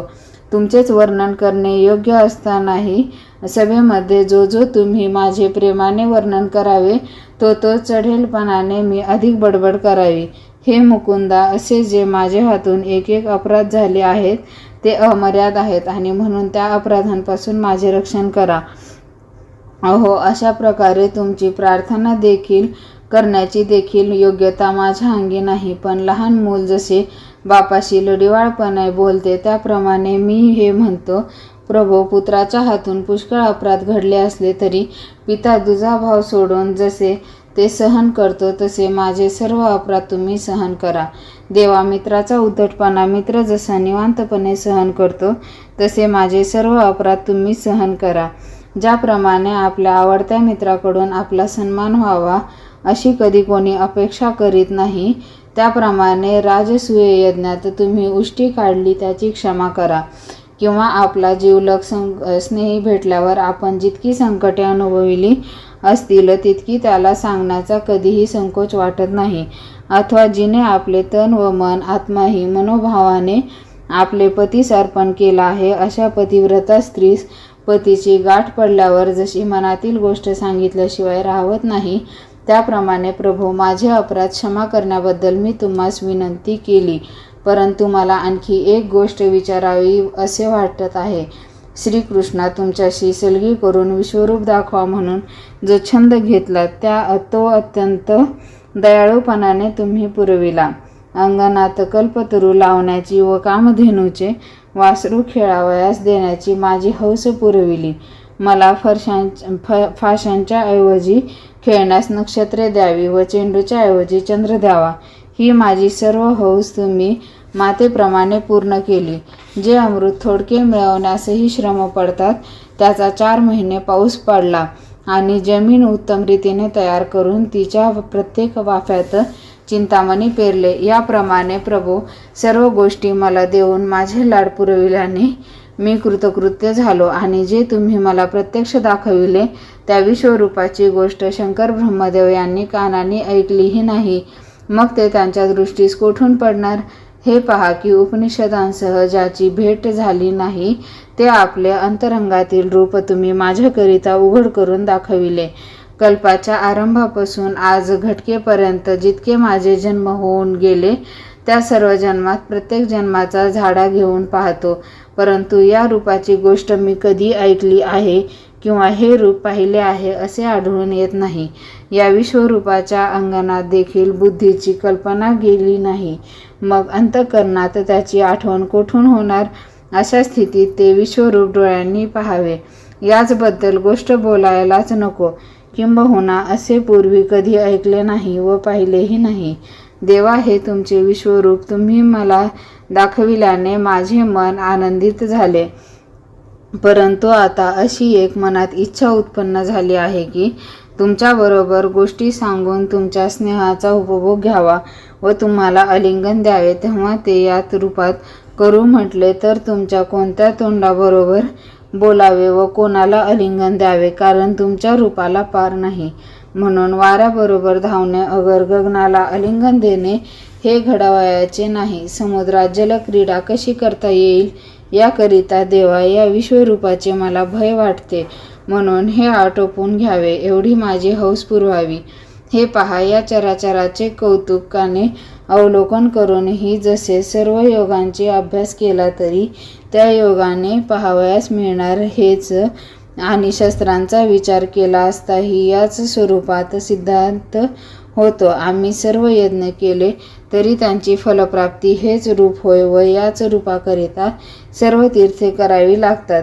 आणखीही जे काही पुण्य अथवा दान आम्ही करतो त्याची फलप्राप्ती तुमचे चतुर्भुज रूपच होय. याप्रमाणे त्या चतुर्भुज रूपाची जीवास आवड उत्पन्न होऊन ते पाहण्याकरता माझी लगबग उडाली आहे. तर ही माझी अडचण लवकरात लवकर दूर करा. अहो, दुसऱ्यांच्या मनातील गोष्ट जाणणाऱ्या जगन्निवासा व सकल विश्व वासणाऱ्या परमपूज्य देवादिदेवा, मला प्रसन्न व्हा. देवा, तुमच्या अंगकांतीचे कोठवर वर्णन करावे, ज्याच्या योगाने नीलकमलास व आकाशासही निळेपणा येतो व इंद्रनीळ मनाच्या तेजांची झाक पसरते. ज्याप्रमाणे पाचूला सुगंध सुटावा किंवा आनंदाला हात फुटावा, त्याप्रमाणे प्रभूचे गुडघ्यावर खेळल्यामुळे मदनाला शोभा आली. प्रभूंनी मस्तकावर धारण केलेल्या मुकुटास मस्तकाच्या सौंदर्याने जास्त शोभा येते व अंगाच्या प्रभेने शृंगारात शोभा येते. इंद्रधनुष्याच्या मधल्या भागात आकाशातील मेघाप्रमाणे श्रीहरीने गळ्यात घातलेली वैजयंती माळ शोभते. आता राक्षसांनाही मोक्षपद देणारी प्रभूंच्या हातातील उदार गदा तसेच हातातील चक्र किती सौम्य दिसते. फार काय प्रभो, अशा तुमची सर्व शोभा पाहावयास मी उत्सुक झालो आहे. तर ते रूप तुम्ही धारण करा. विश्वरूप पाहण्याचे सोहळे बघून माझे डोळे निवाले आहेत व ते आता कृष्णमूर्ती पाहण्यास भुकेले आहेत. तुमचे गोजीरवाणे कृष्णरूप पाहण्याशिवाय दुसरी कोणतीही इच्छा नाही. ते जर दृष्टीस न पडले तर त्यांच्यापेक्षा विश्वरूपाची किंमत ही मी कमी मानतो. आम्हाला तुमच्या मूर्ती वाचून भुक्ती व मुक्ती देणारे दुसरे काहीच नाही. म्हणून हे विश्वरूप आता आवरून देवा चतुर्भुज गोजीरवाणे रूप धारण करा. याप्रमाणे अर्जुनाचे बोलणे ऐकून श्रीकृष्णांना मोठे आश्चर्य वाटले. ते म्हणाले, तुझ्यासारखा अविचारी मनुष्य मी पाहिला नाही. अरे, तुला हा कसला लाभ झाला आहे? याचा संतोष न मानता भीतीने हेकडासारखा काय बोलतोस? आम्ही कोणासही प्रसन्न झालो तर ब्रह्मात्कारीच होतो, परंतु मनापासून प्रसन्न कोणालाही होत नाही. ते आमचे मनापासून प्रसन्न होणे तुझ्याच करिता असून जीवाचे समुदाय एकत्र करून एवढे मोठे ध्यान तयार केले. माझे मन तुझ्या प्रेमभक्तीने कसे वेडावेल हे मला कळत नाही. म्हणून आमचे जे परम गुह्य रूप त्यांच्या जगतात ध्वज उभारिला ते हे माझे अखंड व अनादि स्वरूप असून याच्यापासून कृष्णादिक अवतार उत्पन्न होतात. हे स्वरूप केवळ ज्ञानतेजाने भरलेले विश्वव्यापक व अनंत व दृढ असून सर्वांच्या आरंभीचे आहे. अर्जुना, तुझ्या वाचून हे दुसऱ्या कोणी पूर्वी ऐकलेले व पाहिलेले नाही, कारण हे साधनेने प्राप्त होणारे नव्हे. स्वरूपाच्या ठिकाणापर्यंत येताच वेदांनी मौन धारण केले. यज्ञ स्वर्गापर्यंत जाऊन मागे परतले. साधकांनी योगाभ्यासाच्या ठिकाणी श्रम पडतात असे पाहून योगाभ्यासच सोडला आणि अध्ययन करणारासही ह्या स्वरूपापर्यंत येणे सुलभ नाही. पूर्णत्वास आलेले नित्यनैमित्तिक कर्माने आपल्या मोठेपणाच्या भ्रमाने धाव घेतली. ती तरी मोठ्या श्रमाने सत्यलोकापर्यंत येतात. तपस्व्यांनी याचे ऐश्वर्य पाहून उभ्यानेच आपला उग्रपणा टाकला. याप्रमाणे तपसाधना करणारेही यापासून दूर राहिले. ते हे विश्वरूप सहजी जसे तुझ्या दृष्टीस पडले तसे या मनुष्य लोकात कोणालाही दिसले नाही. आज या जगात ध्यानसंपत्तीला योग्य असा तू एकटाच आहेस. ब्रह्मदेवाच्याही नशिबी या विश्वरूपाचा लाभ नाही. म्हणून विश्वरूप दर्शनाच्या लाभाने तू आज धन्य झाला आहेस. बाबा रे, याचे भय मानू नको आणि या वाचून दुसरे काही चांगले आहे असे मनात देखील आणू नको. अरे, अमृताने भरलेले समुद्र जर अकस्मात प्राप्त झाला तर आपण त्यात बुडून मरू अशा भीतीने तो कोणी सोडून देईल का? किंवा सोन्याचा डोंगर दृष्टीस पडल्यावर हा एवढा मोठा कसा नेता येईल असे म्हणून कोणी सोडून जाईल का? दैवयोगाने चिंतामणी प्राप्त झाल्यावर तो अंगावर घालण्याचे सोडून ओझे होते म्हणून कोणी टाकून देईल का? तसेच कामधेनू प्राप्त झाला असता आपल्याला तो पोसवत नाही म्हणून कोणी घालवून देईल का? शीत उत्पन्न करणारा चंद्र जर घरात आला तर त्याच्यापासून उष्मा होतो असे म्हणून त्याला बाहेर जा असे कोणी म्हणेल का? तू सावली पडतोस म्हणून पलीकडे जा असे कोणी सूर्याला म्हणेल काय? याप्रमाणे या विश्वरूपाचे ऐश्वर्य आज तुझ्या हाती सहज लागले असून तुझ्या अंगी असा घाबरेपणा का उत्पन्न व्हावा? पण अर्जुना, तू अगदी गावंढळ असून तुला काही समजत नाही. तुला काय म्हणावे? अरे, तू अंग सोडून पडछायेला आलिंगन देतोस. तू आपले मन अधीर करून साकार चतुर्भुज रूपावर प्रीती करतोस, पण ते माझे खरे स्वरूप नव्हे. म्हणून पार्था, अजून तरी चतुर्भुज रूपाची आस्था सोड व माझ्या विश्वरूपाची अनास्था करू नको. हे विश्वरूप जरी भयंकर अवाढव्य आहे तरी त्याच्या ठिकाणी तू आपला पूर्ण निश्चय ठेव. ज्याप्रमाणे कृपण आपले मन द्रव्याच्या ठेव्याजवळ ठेवून फक्त शरीराने जगात व्यापार करतो किंवा पंख फुटले नाहीत अशा पिलांजवळ घरट्यात आपला जीव ठेवून पक्षिणी भ्रमण करीते, अथवा गाय जरी डोंगरावर चरत असली तरी तिचे चित्त घरी बांधलेल्या वासराकडे असते, तसे तुझे प्रेम या माझ्या विश्वरूपाचे ठिकाणी कायम ठेव. बाकी मनाच्या समाधानाकरिता वरकांती माझ्या चतुर्भुज मूर्तीचे ध्यान कर. परंतु हे पांडवा, वारंवार हे माझे वाक्य विसरू नको की या माझ्या स्वरूपापासून तो आपला भाव दुसरीकडे जाऊ देऊ नको. हे तू पूर्वी कधी पाहिले नव्हतेस म्हणून तुला भीती उत्पन्न झाली आहे, पण ती सोडून दे व या विश्वरूपाच्या ठिकाणी तुझे प्रेम कायम राहू दे. नंतर विश्वरूप धारण करणारे श्रीकृष्ण भगवान म्हणाले, अर्जुना, तुझ्या म्हणण्याप्रमाणे मी आता आपले पूर्वीचे चतुर्भुज रूप धारण करीतो, ते तू सुखाने पहा. एवढे वाक्य बोलून देवांनी पुन्हा लागलीच मनुष्यरूप धारण केले. ज्ञानेश्वर म्हणतात, ह्यात काही आश्चर्य नाही, कारण भक्तांच्या आवडीप्रमाणे पाहिजे ते रूप त्यास घेता येते. श्रीकृष्ण हे केवळ परब्रह्म आणि त्यांनी विश्वरूपासारखे आपले सर्वस्व अर्जुनाच्या हाती दिले, पण ते त्याला आवडले नाही. आपणास एखादी वस्तू पाहिजे म्हणून मागून घेऊन ती टाकावी, अथवा रत्नाला दूषण ठेवावे, किंवा एखाद्या मुलीची सर्व विचारपूस करून तिला पाहिल्यावर मला ती आवडत नाही असे म्हणावे, तसा हा प्रकार झाला. श्रीकृष्णांनी अर्जुनास आपल्या उपदेशाचा शेलका वाटा जे विश्वरूप ते दाखवले, यापेक्षा आणखी त्याचवर प्रीती तरी कशी करावयाची. सोन्याची लगड मोडून आपल्या हौसेप्रमाणे दागिने घडवल्यावर तो जर आपल्या मनास न आला तर आठवून जशी त्याची पुन्हा लगड करावी, त्याप्रमाणे अर्जुनाच्या प्रीतीकरिता कृष्णांनी विश्वरूप धारण केले, पण ते त्याला आवडले नाही म्हणून पुन्हा कृष्णरूप घेतले. अशा प्रकारची शिष्याची जिकिरी सहन करणारे गुरु कोठे सापडतील. परंतु संजय म्हणतो, कृष्णाच्या अर्जुनावरील प्रीतीची कमाल झाली. भगवंतांनी विश्वव्यापून विश्वरूपाचे जे दिव्य तेज प्रकट केले होते त्याचा पुन्हा कृष्ण रूपात समावेश केला.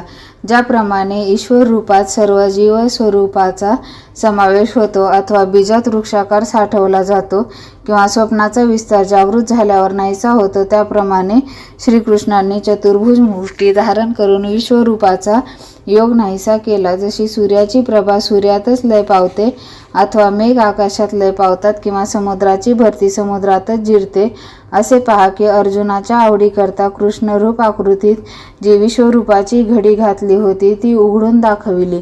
तेव्हा त्या वस्त्राची लांबी, रुंदी व रंग सर्व नीट पाहिल्यावर गिराईक जो अर्जुन त्यास ते वस्त्र घेण्याची आवड नसल्यामुळे पुन्हा त्याची घडी घातली, त्याप्रमाणे ज्या विश्वरूपाच्या अति वाढण्याने सर्व जग व्यापून टाकले होते तेच रूप चतुर्भुज गोजीरवाणी असे झाले.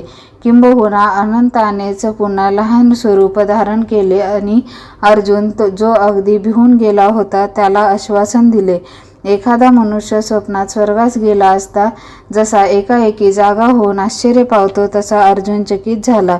किंवा गुरुकृपा होताच क्षणी सर्व प्रपंच ज्ञानलय पाहून ब्रह्माची स्फूर्ती होते, त्याप्रमाणे श्रीमूर्ती पाहून अर्जुनाची स्थिती झाली. अर्जुनाच्या मनाला असे वाटले की या चतुर्भुज मूर्तीच्या आड जो विश्वरूपाचा पडदा होतो तो नाहीसा झाला. ही गोष्ट फार उत्तम झाली. जसे काळाला जिंकावे किंवा भयंकर वाऱ्यातून सुटून जावे, अथवा 7 समुद्र आपल्या हातांनी तरून जावे, त्याप्रमाणे विश्वरूपानंतर श्रीकृष्ण रूप पाहिल्यावर अर्जुनाच्या चित्तात फार समाधान झाले.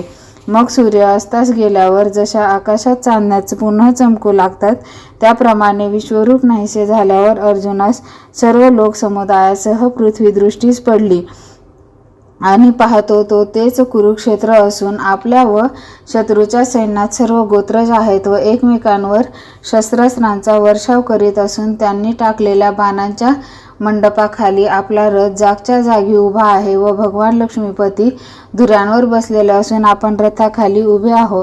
याप्रमाणे वीरश्रेष्ठ अर्जुनाने जसे मागितले तसे प्रभूचे पूर्ववत स्वरूप पाहिल्यावर तो मग म्हणाला, महाराज, खरोखर मी आता वाचलो असे मला वाटते. ज्ञान हे बुद्धीला सोडून भीतीने रानात शिरले होते. अहंकारासह मन हे देशोधडीस लागले होते. इंद्रियांचे व्यापार बंद झाले होते. वाचा बोलणे विसरली होती आणि याप्रमाणे शरीररूप गावात अव्यवस्था झाली होती. ही सर्व अव्यवस्था मोडून इंद्रिय आपला व्यापार करू लागली. म्हणून श्रीकृष्ण मूर्तीच्या दर्शनाने मी आता खास वाचलो असे त्यास वाटते. याप्रमाणे अंतर्यामी सुख पाहून अर्जुन श्रीकृष्णास म्हणाला की, देवा, तुम्ही हे जे मनुष्य रूप धारण केले ते मी डोळे भरून पाहिले.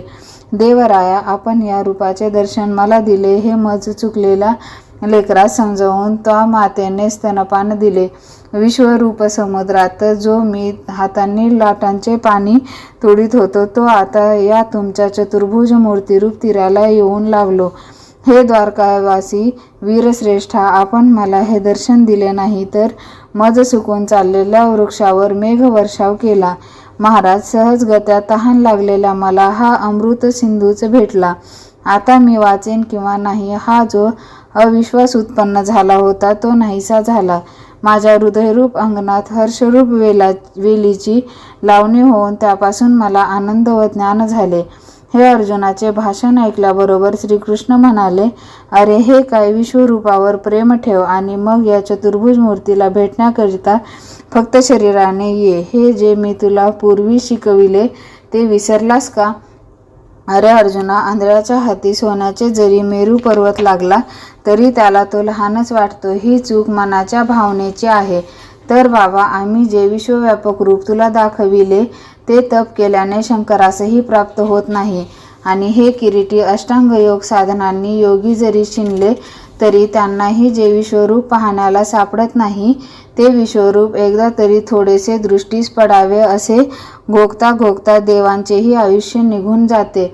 अशा रूप ओंजळ हृदयरूप कपाळावर ठेवून अतिशय आशाबद्ध होऊन चातक पक्षी जसा मेघाची वाट पाहत आकाशाकडे बघत बसतो त्याप्रमाणे उत्सुक होऊन मोठमोठे देव ज्याच्या भेटीची 8ही प्रहर इच्छा करीतात, पण त्यापैकी कोणी स्वप्नात देखील जे पाहिले नाही ते विश्वरूप प्रत्यक्ष मोठ्या आनंदाने पाहिले. हे बघ अर्जुना, या विश्वरूपाचे दर्शन होण्यास काही मार्ग नाही, म्हणून 4 वेदांनी 6 शास्त्रांसह माघार घेतली.